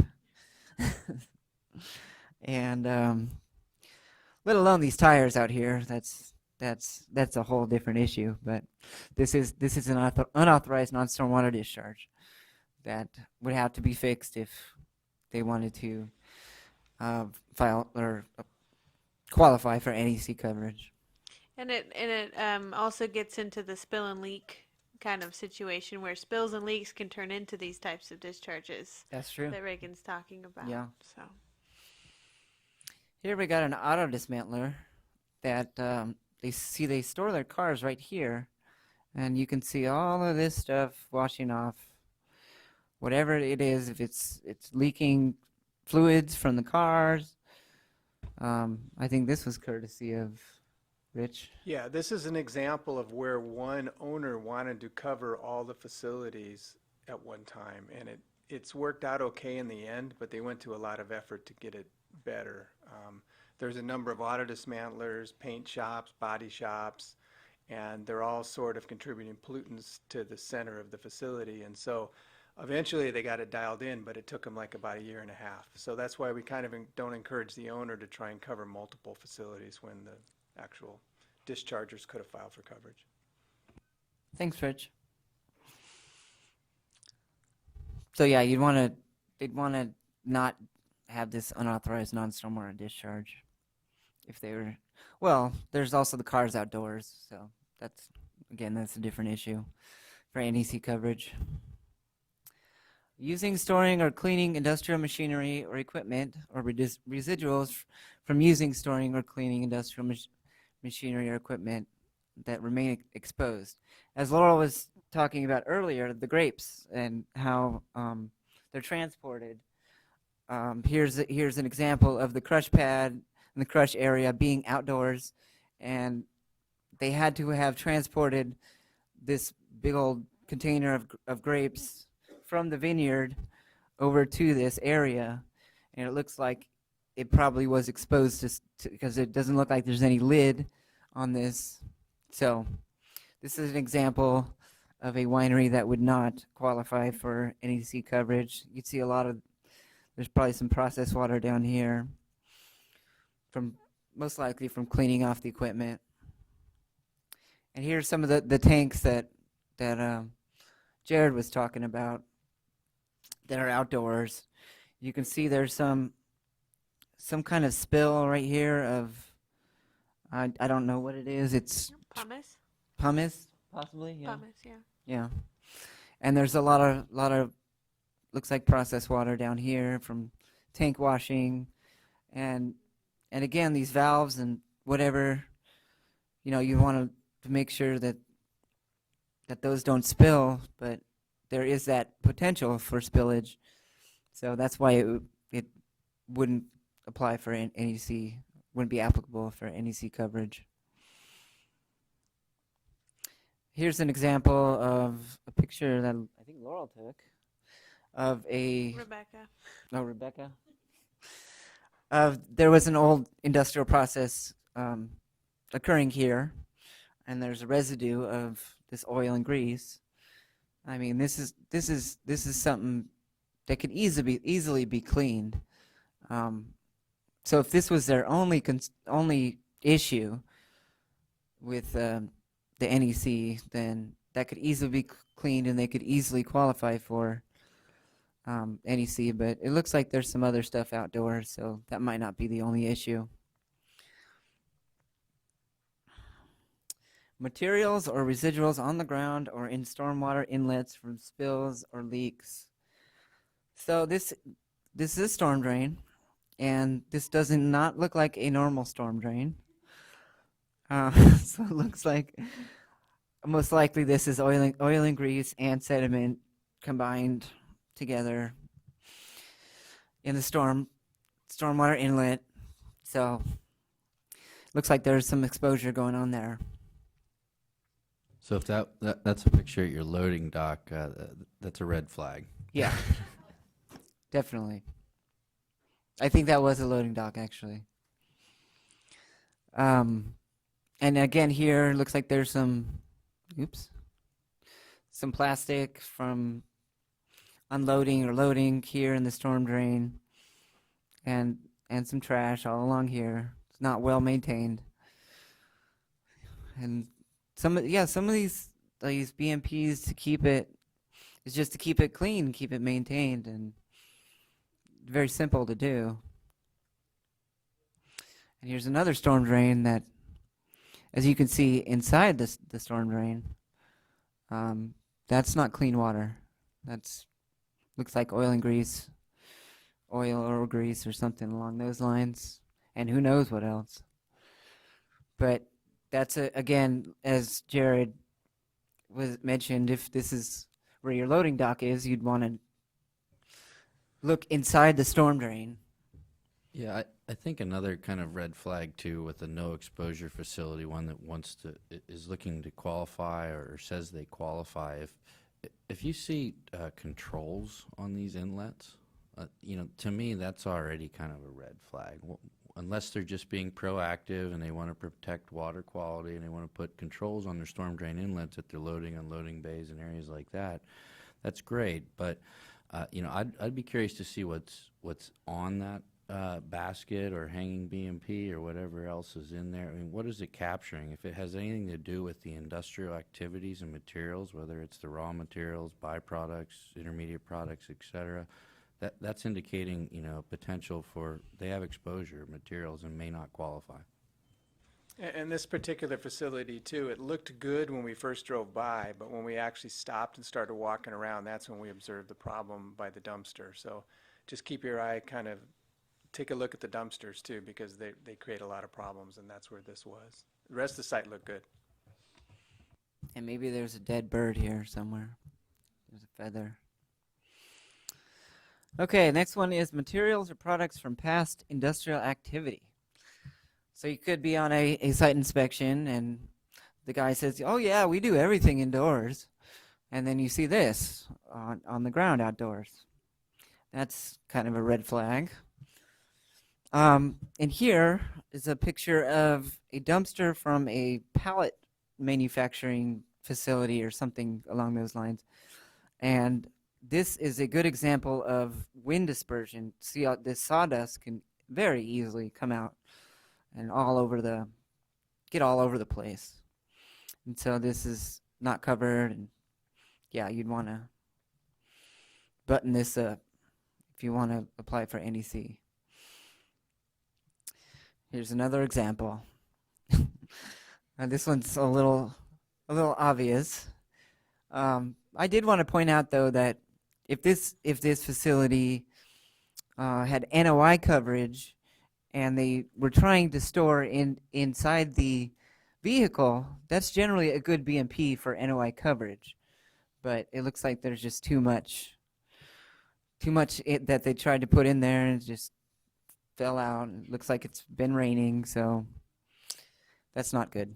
While we're on that too, this is a good one to think about with NEC. Remember that storm-resistant shelter. Clearly, this is not storm-resistant in this picture. And some also, you know, if they're storing things in their used or junk car lots, well, cars that can oxidize, as I mentioned too, things that aren't meant to be stored outdoors in a final exposed condition without leaching or contributing pollutant to stormwater runoff, likely won't qualify for the NEC or meet that storm-resistant shelter requirement. Thanks, Jared. Okay, material handling equipment, except adequately maintained vehicles. So this is a picture that Laurel took of a facility that has all of this material handling equipment, these cranes and this engine or whatever this is. This is all outdoors. And I don't know, did they apply for NEC coverage? No, they did not. Okay. Here is a obviously unmaintained vehicle that is leaking everywhere. So this would not qualify for NEC coverage, but these are things you want to look for. And here again is a picture of that same facility that has this tractor, and trucks are okay, but this truck does not look well maintained. So this one might be okay, but definitely not this golf cart up here. That's probably not where you want to store that. So yeah, these are just some examples of storing things outdoors. And here's what we've been talking about. Materials or products during loading, unloading, or transporting activities. As you can see, it looks like this facility may have NEC capabilities with the trucks, because it looks like there's not much exposure going on here. But you got to take a closer look. You know, if you just do a drive-by, you might not notice all of this gunk down here, trash and whatnot. So make sure you look at these things. And this is wide open. There's no truck or anything here, so anything could come out here if there's any wind blown or yeah.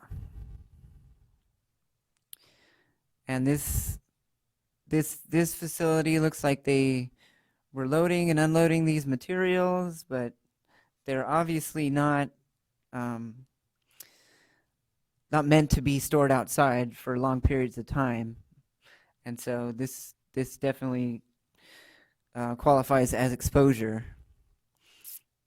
It's good that they're on pallets, but cardboard deteriorates in the rain very quickly. Yeah, and this is different than having a sealed material that you're quickly transferring from a storm resistant shelter. They're storing this stuff out here. Yeah. So you could have a huge downpour, or someone could run over those boxes with their forklift. I mean, this is just not a good way to maintain your cardboard boxes for the purposes of the NEC. So I just want to say that's a little different than what we were talking about earlier.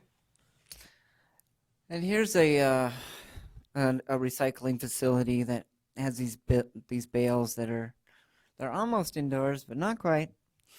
So they wouldn't qualify for no exposure either.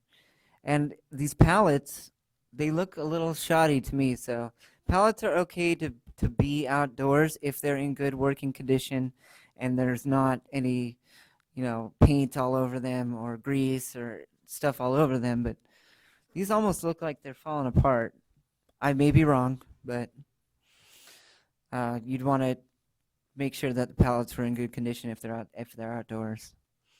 There's some other trash out here too, so there's some additional exposure with that. But it looks like the industrial process is indoors, the cutting. So that's good, at least. Materials or products stored outdoors.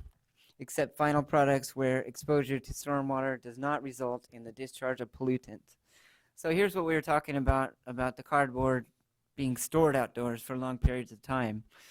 It can deteriorate very easily and things will leak out. This is just a mess. And they're storing these metal racks or whatever they are outdoors. It looks like they're rusting, and that's an issue with stormwater as well. Here again, there's a picture of some boxes. You can kind of tell that they're storing them because you don't see any door. So they're not loading and unloading these. This is where they're storing the stuff. These pallets, these look okay, so that's fine. But this is not meant to be stored outdoors. And here's an example of a recycling facility that they have these roofs, and I don't know why they have these roofs. Maybe just for the lights, but it obviously doesn't cover their storage areas. Maybe they tried at first, but yeah, they could have just built these. Their facility just got bigger and bigger. These look like concrete blocks that extra concrete facilities make when there's extra concrete. Here's some more examples of stuff that's stored outside. So this is what we were talking about about the saran wrapped thing. So if they were just loading and unloading stuff like this, that would probably be okay. If it was wrapped in the saran wrap and covered in, if it had boxes like this. But if it's stored outdoors, then that's another story. As you can see, there's a spill that occurred here, and things leaked out, or things spilled out. It has to be cleaned up, and that's not good. And here is a picture of one of the quiz questions that we had of the plastic scrap material that it's obviously open to the environment, to the air, that could easily be dispersed by wind. And yeah, and that's no good. That gets everywhere and doesn't biodegrade very quickly. So this is bad. Keep in mind when you're looking at these types of storage outdoors and whether it's NEC, I mean, you're going to have, it's sort of site specific. You have to think about the product too. You know, what type of container, would you consider in a best professional judgment? Some discretion's involved, but is a sealed container. You know, if you're dealing with a liquid type of product, obviously cardboard and saran wrap is not going to work for sealed as minimizing or eliminating your contribution of pollutants to runoff or leaks and other things. A drum would be more suited for that, for example. So think about the actual industrial material that you're dealing with when you're evaluating that on an NEC basis. Next one is materials contained in open, deteriorated, or leaking storage drums, barrels, tanks, and similar containers. Does anybody see a problem with this container?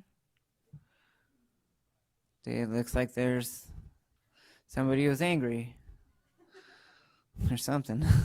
And it's leaking out the top, so whatever is in it is pretty nasty. So that's no good. You don't want to store anything in that. Just throw that away. And here's a facility that has some outdoor storage with a tarp. And tarps are not storm-resistant shelters, as Jared talked about earlier. So that's unless, I mean, I don't know if this one would qualify specifically, but that special condition for construction activities. This is not construction. They're not doing construction here. They're not making a permanent shelter out of this No. one? Okay. 4 minutes? Okay, I guess I only got 4 more minutes. Here's another one with some open containers. None of them are almost none of them are closed. There's a couple, but that's obviously exposure. Materials or products handled, stored on roads or Railway is owned or maintained by the discharger.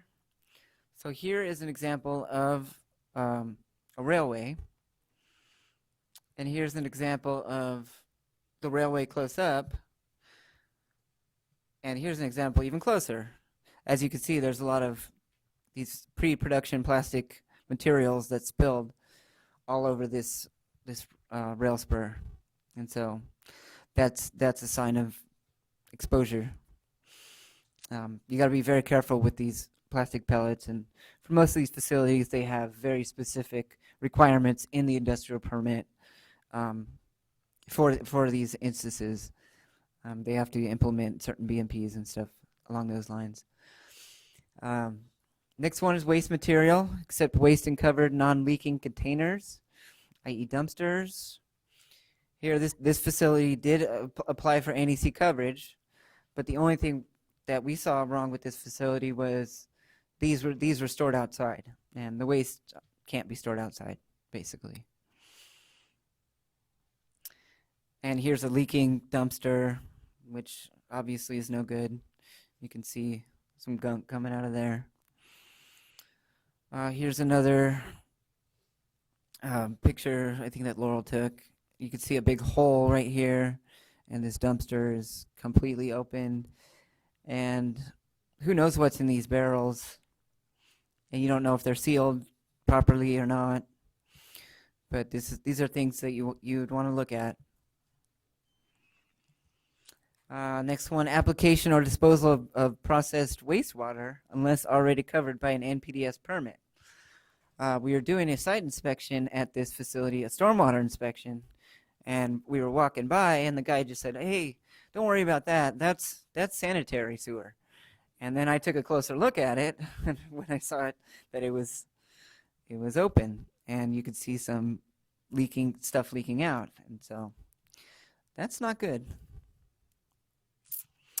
Here is an example that Rich kind of spoiled it for me. This was a picture of that facility, and this is where the dog slept, and where they were cleaning the entrails, or the the dog poo. Sorry. So they were cleaning it by washing it outdoors, which is not good. I wasn't gonna say that this was the same facility, but now I kind of have to because of Rich. Here's a facility that we went to, and I just barely noticed this. This is like the storm drain, and it had this little pipe coming out here. And here below, I don't have a picture of it, because on the right side over here, this belongs to somebody else. This side the storm drain and this pipe belongs to this facility on this side.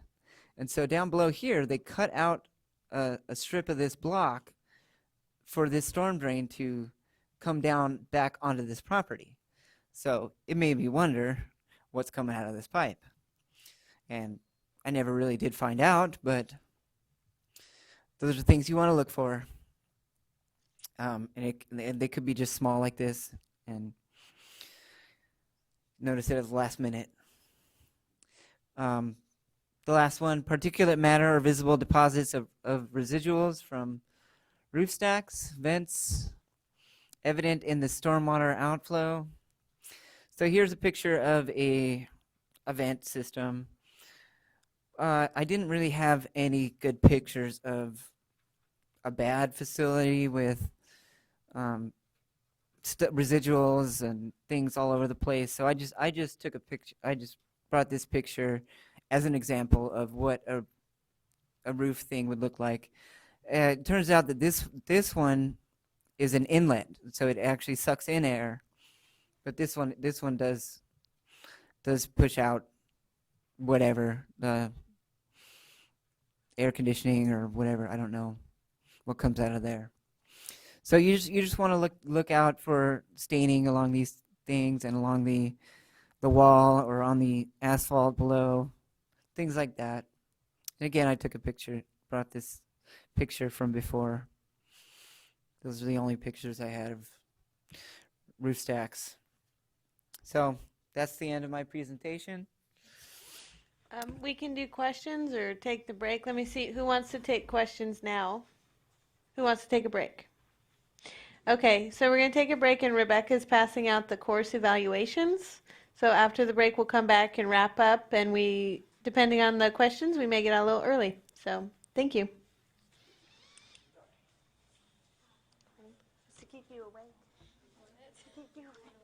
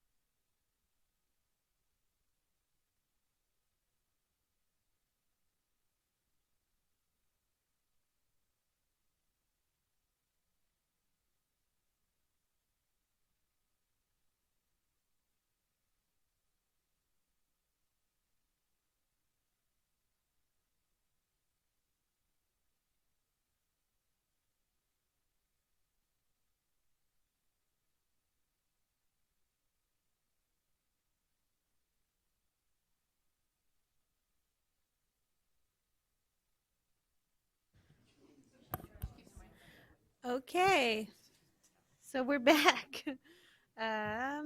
Any questions? I'll check the web for questions. We can just answer from our stations, I guess.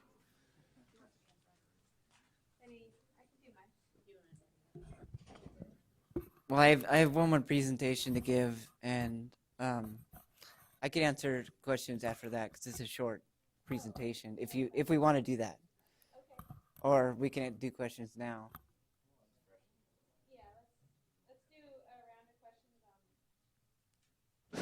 Let's do a round of questions on what you just heard, and then we'll do the last one.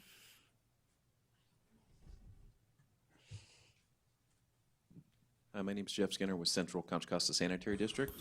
My question's mainly about wineries. Okay. We've got one in particular that uses a mobile bottling company. So 364 days of the year, he looks like no exposure, but that one day they're bottling, you know, there's definitely exposure because they can't bottle inside. Have you guys seen that at other sites?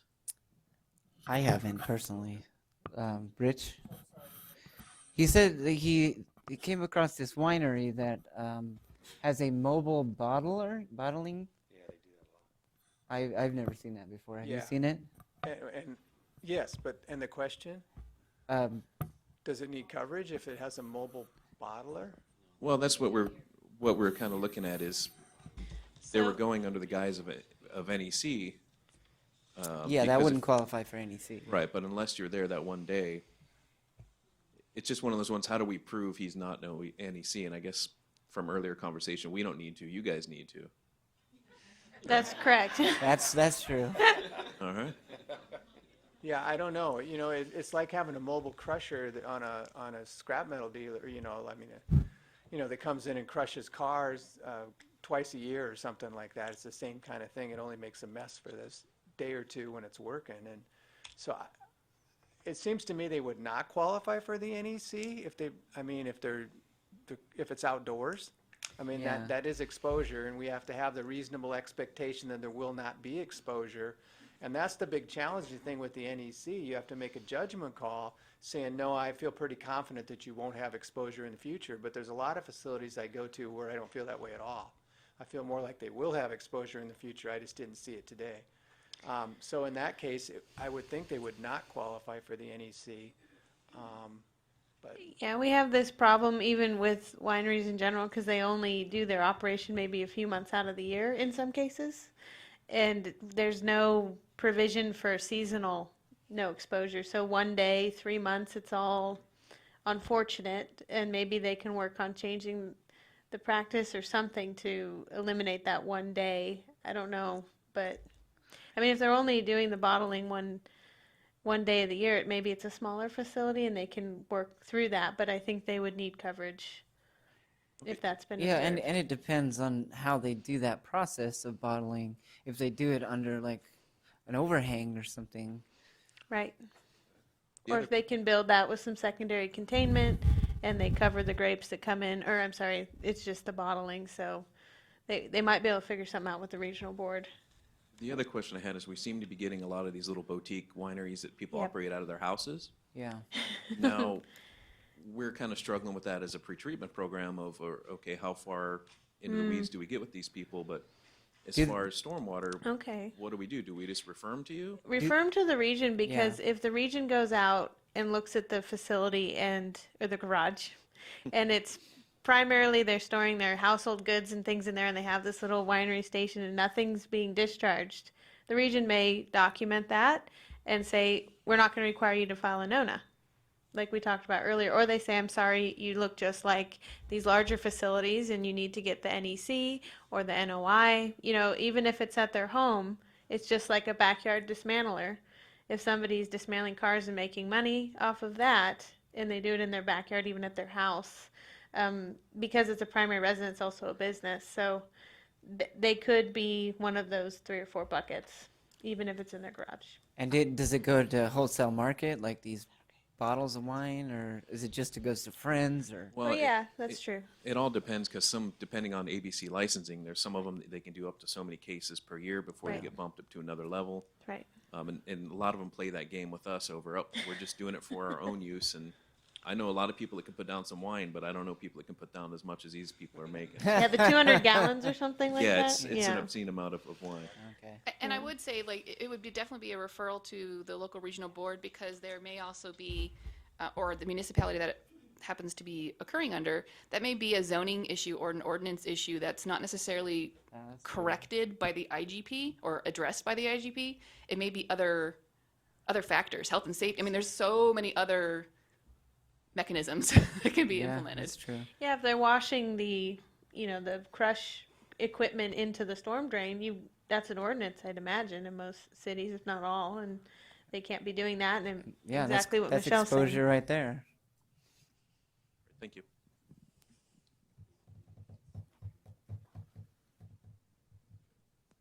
So I'm just going to harp on the winery issue a little bit. Laura, I keep hearing this concept over and over again of wholesale distribution. So if it's just retail distribution, if I'm not wholesaling, I'm not distributing, because, I think this boutique understand. winery issue is, I'm hearing it from different areas, and I'm hearing different regions have different interpretations, and it's a little bit challenging trying to keep up with what Region 5 versus what Region 4 versus what Region 2 thinks about these small winery operations. So the regions do have, they run the implementation in their region, but we have given statewide guidance on the retail versus wholesale winery sales. And what we found is there is no other industrial code in this book that better describes winery operations than the manufacturing operation SIC code. Therefore, the legal interpretation is we put them in 2084, whether it's retail or wholesale, because the book says usually to wholesale, but we don't have any other, like with the recyclers and things, there's other SIC codes that describe what that operation is. The wineries don't have one. So that's why they're stuck in 2084 at this time, even if they're small. Even the retail sales. When you look at winery bottling, that's a very sterile process.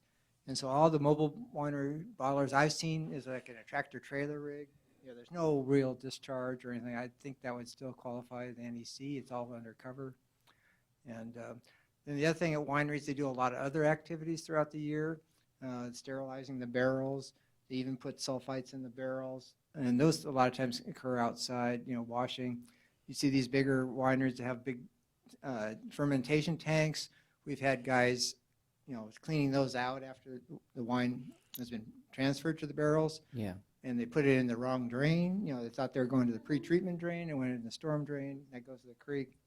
So there's all sorts of things. It's not just a one-day-a-year thing. And some of the really big ones, they have the super high BOD levels that we're not really looking for, but you can smell it, and that's covered under their, WDRs and things like that. So, yeah, wineries have a lot of different things going on, but then you get the other ones, they're out in the middle of their vineyard, and it's a half a mile to the nearest creek. And so if somebody asks us about that, we're not asking for the Nona, just, so in our area in Region 3, we have 500 wineries at least in a 50-mile radius. So I expect the NEC numbers are going to go up. We're in the process right now of evaluating all the MS4 input from last year's annual report. And once we get that sort of categorized and prioritized, then we'll be going out and talking to those people or mailing them information. Thank you, David. You bet.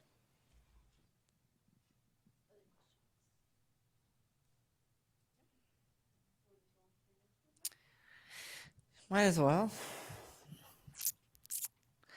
All right. For the next presentation I'm going to do, this one's, most of it will be about these specific determinations for kind of California. Most of them are California specific determinations for industrial facilities. And at the end, I have a slide that hopefully facilitates some discussion amongst you guys. So we'll start with this oil and gas facilities. Jared already talked about this a little bit. and this is not a California only thing. This is federal. Coverage is not required if there has not been a discharge of a reportable quantity or a sheen. Now, that's not just a discharge of oil, it's a discharge of hazardous waste as well, or hazardous materials. Or it did not contribute to a violation of a water quality standard. If none of that happened, they do not need permit coverage, period. They don't need a NONA, they don't need NEC, they don't need anything, because they lobbied hard enough when the regulations were coming out back in the 90s, early 90s, to get excused from that. And most of them have berms around their storage of the oil tanks and stuff. I don't have sheen. it with me. It's a but sheen. Just a sheen of any kind. a sheen for the oil, but Yeah. hazardous materials Oh, the hazardous materials? is a little. There is a definition in the federal regulations. I don't have it with me. I don't know it off the top of my head. And when you think of that with the water quality standards too, those can vary depending on your receiving stream. So that's And this is historical spills too. I know some regions look Correct. back in the National Spills Database and they find spills from the 90s and say, Yep. you've had a spill. But I know the LA Regional Board is kind of looking at some of these oil and gas facilities, or they were, to see if they actually qualify for this exemption, because they got a lot of oil and gas there in LA.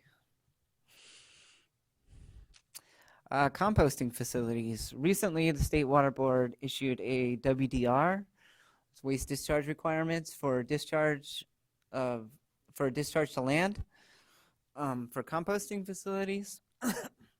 And in that WDR permit, it says that they most likely need to get industrial general permit coverage. And so we had to kind of decide, we got our legal team involved with that, what SIC code best fits these composting facilities, because there wasn't a cut and dry one in the manual. So we came up with these 4 SIC codes. So if they add any nitrogenous materials to the compost, then it would fall under the SIC code 2873, and those are subject to the subchapter N effluent limitation guidelines. That means that they would have effluent limits on them. I want to say this is chemical nitrogen, not just grass clippings. This is when Right. you add a chemical. Right. Yeah. And for fertilizers, just mixing, compost only, and do not produce materials to create a final compost product. So SIC code 2875 would fall under this category. So 2875 is when they are just mixing. So they take the mushroom compost, they take their ammonium or what, their powdered material, and they just put them together. Or, they have like a blend. You'll go and you'll get a 20/80 blend of compost and soil. And so they're not actually making anything, they're just mixing. And then 2879 is the most applicable for manufacturing of compost. So you're actually making it with the digesters or the windrows, whatever you're doing it. And it's called soil conditioners in the SIC code book, but people weren't composting on an industrial scale like they are now back in the 80s. So the one that most of the manufacturers, unless they're adding chemicals, like 2873, or they're just mixing 2875, they fall under 2879. And some of them might fall under, if you got a landfill or something that's producing their own compost, they might fall under the SIC code 4953 for refuse systems. And again, those are subject to the subchapter N effluent limitation guidelines. So you want to make sure it falls under the 2879. That's the best one. It is what it is, depending on what you're doing. But that's the one that doesn't have an effluent limitation guideline tied to it. That's not just mixing. Right. Okay, now I'm going to talk a little bit about concrete and asphalt batch plants, temporary versus permanent, one customer versus multiple, and how Caltrans interacts with these. So I don't know how many people are aware that there are permanent batch plants and temporary batch plants that make both ready mix concrete and asphalt. If they are a permanent batch plant, then they definitely need IGP coverage. No ifs, ands, or buts about it. Generally, these temporary batch plants are on construction sites, is where we see them the most, and that we have came to a conclusion that if they only service that construction site, it can be covered under the CGP, the Construction General Permit, if that's their only customer is that construction project. But if this temporary batch plant services multiple construction projects, then it absolutely needs IGP coverage. But if you're working for Caltrans, regardless if it's temporary and if they're working for one or multiple, it doesn't matter. Caltrans requires whoever the contracted concrete company is to get IGP coverage. So if you're doing like a road building of some sort for Caltrans, you always need IGP coverage. With these plants too, the concrete plants, keep in mind, looking at attachment F, some of them also may be subject to those effluent limits in the 40 CFR subchapter N requirements as well. So yeah, those are the concrete or the cement manufacturers, not the actual concrete batch plants. So if you're producing Portland cement, that's where the subchapter N comes into play. Some of them have batch plants on site too, along with the cement production. But yeah, that's what Jared's talking about. Cogen, power production. This is, I think Dave was talking a little bit about this earlier. It's complicated. So it's covered under category 5 or 7 in attachment A, and you need coverage under the IGP if you have a dual fuel source. And dual fuel sources can be as simple as fossil fuels and steam. So if steam is being made to use electricity, most likely it would need coverage because there would be another fuel source to make the steam. But again, it is complicated. So if you're unsure about it at all, contact state water board or even your regional water boards may be able to help you on that one. In particular, somebody that deals with industrial stormwater. And there's a whole section in the national multi-sector general permit that it's sector O that talks about the cogen and steam electric power generation, and we're implementing what the US EPA is doing. So it does carve out some odd rules, but we are upholding the US EPA's determinations. Thank you, Laurel. That was in my notes, but I didn't. That was the one note I had. Household hazardous waste. Okay.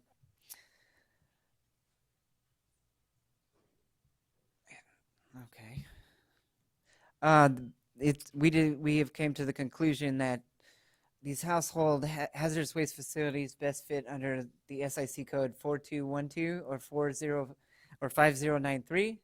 4212 is if they have truck maintenance at the facility that hauls the hazardous waste to disposal, or most of the time it goes to disposal. In some cases, it would fall under 5093 if it goes to recycling. But these household hazardous waste facilities, a lot of times they are ran by the counties or municipalities. And there are some rules about how that the facility has to be the one to sort out these hazardous waste, and the people who bring it there cannot really do any of the sorting. In California, DTSC, the Department of Toxic Substance Control, regulates hazardous substances, and that could be different in other states. A lot of states don't have a DTSC equivalent that we have. So if there's any specific questions about that, you might want to contact DTSC as well. You can also contact the water boards too. Yeah, and the biggest difference between 5093 and 4212 is, one, are they doing maintenance on the trucks where they're hauling this hazardous waste? And also, when they do haul it, the ones we've talked to, they say that most of it still goes to disposal. They divert some of the waste stream to recycling, but most of it still goes to disposal, and so they don't get kicked into this primarily being a recycler. And so those are some notes on the difference. Thank you, Laurel. Cannabis cultivation. This came up recently because a lot of these farmers, they wanted to make sure that they are in compliance with all the regulations, so they're doing everything legally. And the question came up, can they file for NEC? Say if they're growing indoors, like in a greenhouse or in a basement or something along those lines. Under the IGP, we actually don't have any authority to regulate these. They are still considered an agricultural operation. And they're not, there is not an SIC code in Attachment A that covers these cannabis cultivators. Regional boards still have the option to designate if they would like to, or issue an individual permit, but I highly doubt that they would do that voluntarily. There might be something else coming up. We do have a unit in the enforcement realm that looks at these cannabis cultivators, in particular the ones that are outdoors and go into some of the state parks and things like that. Yeah, and we haven't gotten any questions yet on if you make a product from the marijuana. So if there was some industrial scale factory that was doing that in the future, maybe we'll have to think about that as a food manufacturer, but that really hasn't come across our purview yet.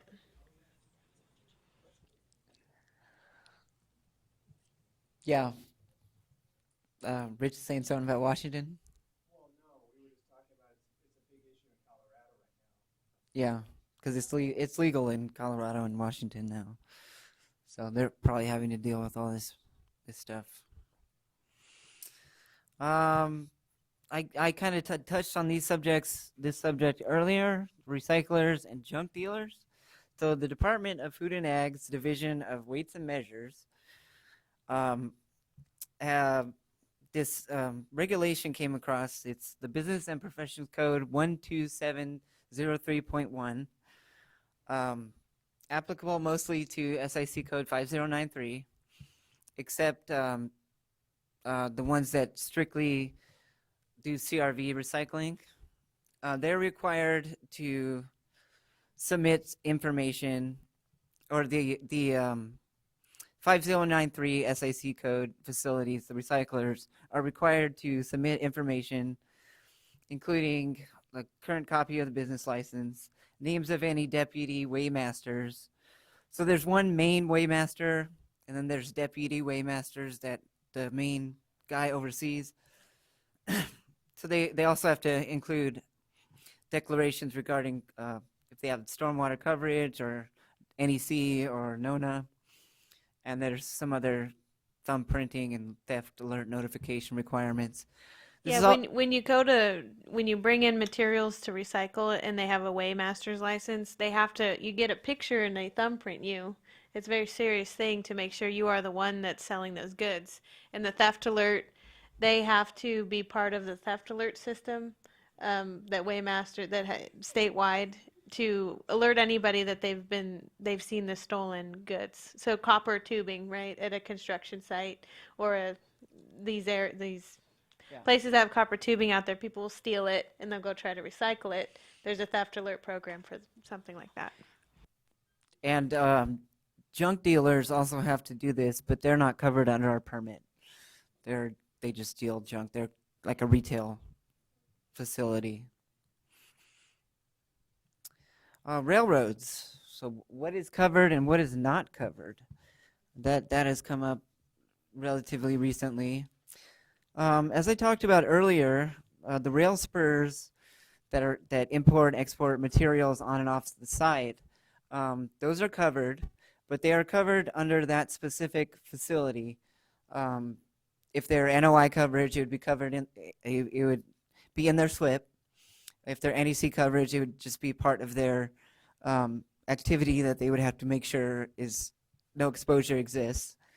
But for vehicle maintenance areas, like big rail yards, those would have to get their own industrial permit coverage, most likely NOI, because a lot of that stuff occurs outdoors. So I know, like in Roseville, there's a big rail yard out there. There's rail yards here in Sacramento. I know there's some in San Diego. So all of those require it's a separate SIC code than the rail spurs. But it's only where they're working on the trains and probably the train cars. It's the vehicle maintenance of the vehicle that they have a permit for. So where they have their cranes and their shipping containers, if all that stormwater is not commingling together, they can draw a line around their vehicle maintenance area. They might not need a permit for the 700 acres. It depends on their design. Auto dismantlers and the DMV. Auto dismantlers and sellers of used auto parts need a dismantling permit from the DMV. And we do cover auto dismantlers, but we do not cover the sellers of used auto parts if that's all they do. The DMV asks for the WDID number in the application or renewal of the dismantling permit. So you have to give them at least the WDID number. If you do not have permit coverage, they generally require a NONA or an email or something from the State Water Board saying that they have submitted a NONA, notice of non-applicability. And if they submit the NEC, the NEC does have a WDID number. So that is what you would submit to the DMV. Sometimes it requires the assistance of the state and regional water boards, like I said, with the NONA or something along those lines, where they need a written statement from one of us.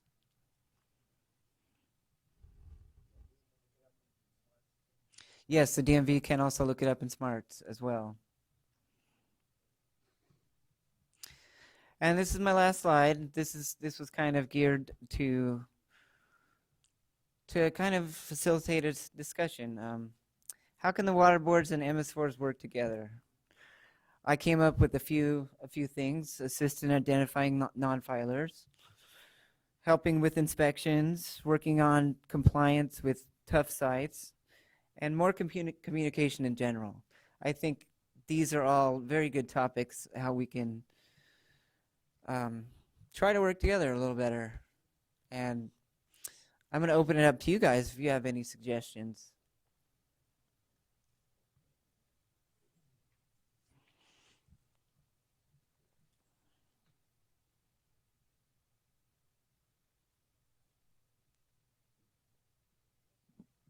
I have a question. I'm Lorraine, City of Merced. We have a pretreatment program when we go out to our industries and do our annual inspections. If we see something suspicious in regards to their stormwater, do you want us to report that to you? Because we really are not required to inspect their stormwater. Yeah, that would be helpful. I do want to add the caveat. Yes, you're not inspecting for IGP compliance. You are inspecting on the discharge into your MS4, which you are being regulated under the MS4 Phase 1 or Phase 2, depending on what you fall under. And ultimately, potential effect or potentially TMDLs that may affect the water quality that's coming off of your MS4. And so you would want to identify potential issues, whether it be certain sectors of your, or certain areas of your city or municipality, or a hot spot. I know people have to do that when they do their monitoring. So it's, again, you're not inspecting to be in, the dischargers to be in compliance with the IGP. It's reporting on behalf of your MS4 requirement, but it's also ultimately responsibility since it is your MS4.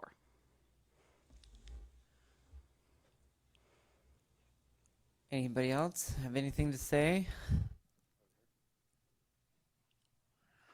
Oh, Bob, that's a surprise. Yeah, I'm Kathy with Yuba County. Oh, hi, Kathy. Hi.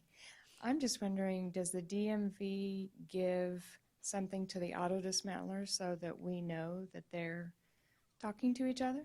Yes, there's actually a lookup tool that DMV has. You can look and see who has a dismantling license. Is that what you mean? Yes. Yes. Oh. DMV has a public tool you can use and look up a facility.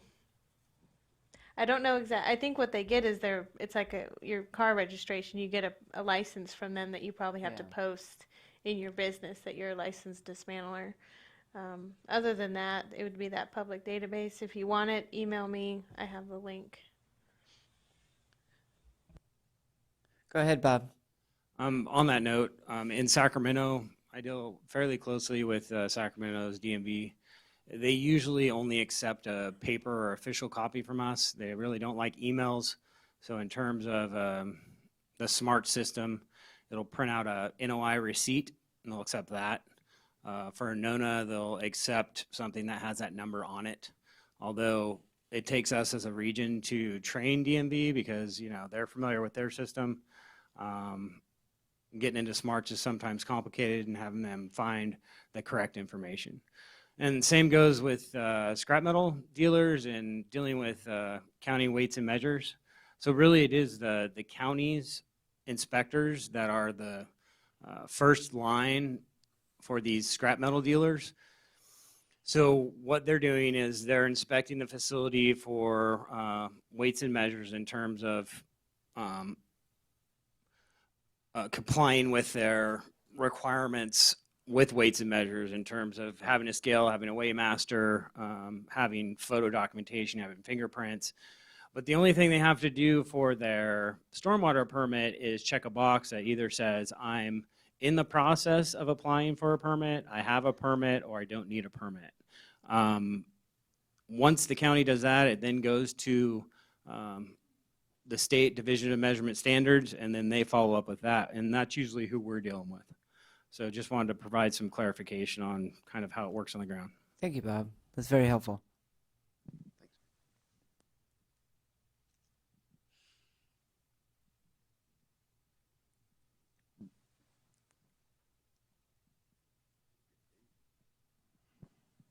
So just to follow up a little bit, I've worked both with the local weighmasters as well as the local DMV inspectors and different people just on different cases. It just depends. We get a lot, complaints sometimes about activities that may not be quite right. A lot of potentially they're not dealing with the fluids correctly. They may put them in some sort of container, but we don't know what happens to those containers.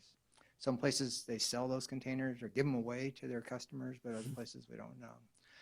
And then it sort of follow up on what I do in Region 3 with my MS4s. We've been working with them, some of them, for over 10 years. So we have a pretty good communication just because it's the same people that many time. So one of the things that I do a lot is let them know if somebody's terminating. We find out to make sure that the site is clean.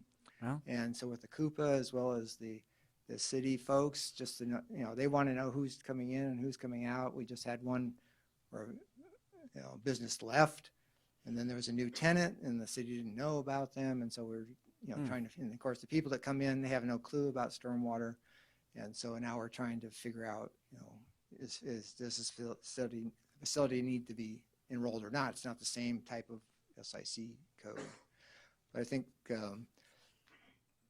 Now that we're getting some inventories from the MS4s, we're going through those and letting them know, well, that the municipal permit told you to look for all these types of things, but really those don't all count. You need to know which SIC codes are pertinent. And so that there's just a disconnect between the two permits. One was written at a different time than Sure. This one. So next time the municipal comes around, hopefully they'll be synced up a little bit better. But now that we're getting these lists, we're just going through and working with them to let them know, just like you guys are learning today, what to look for. And as Michelle said, you know, they have the IDE responsibility. And we have sites like airports where they're working on the planes and everything. That's part of the IGP, but then there's like the runways and everything else. So they could have discharges out there that are not covered in the IGP. And now I have to tell the city to regulate themselves for that kind of thing. So tough sites, we get all sorts of weird things happening, you know.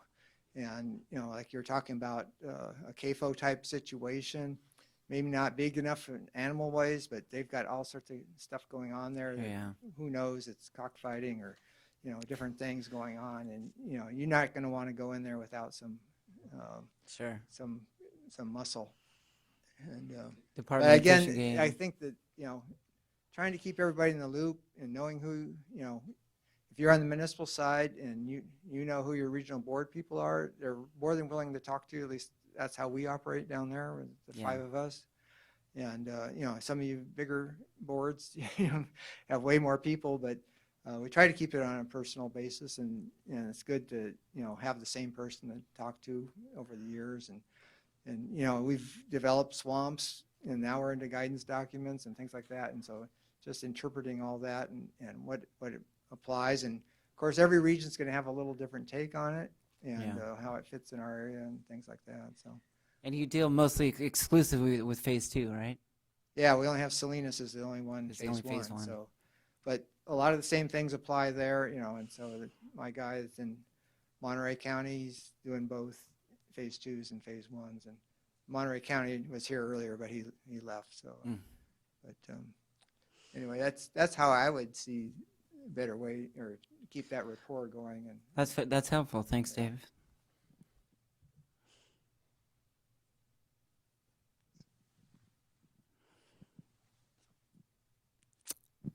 Anybody else have any questions, comments, suggestions?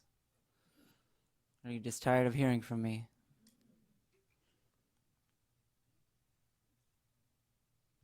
Good? All right, go home. Well, thank you, everybody. Thanks, Reagan. Oh, yeah. We did it. The guy behind you won, if you want to take his card.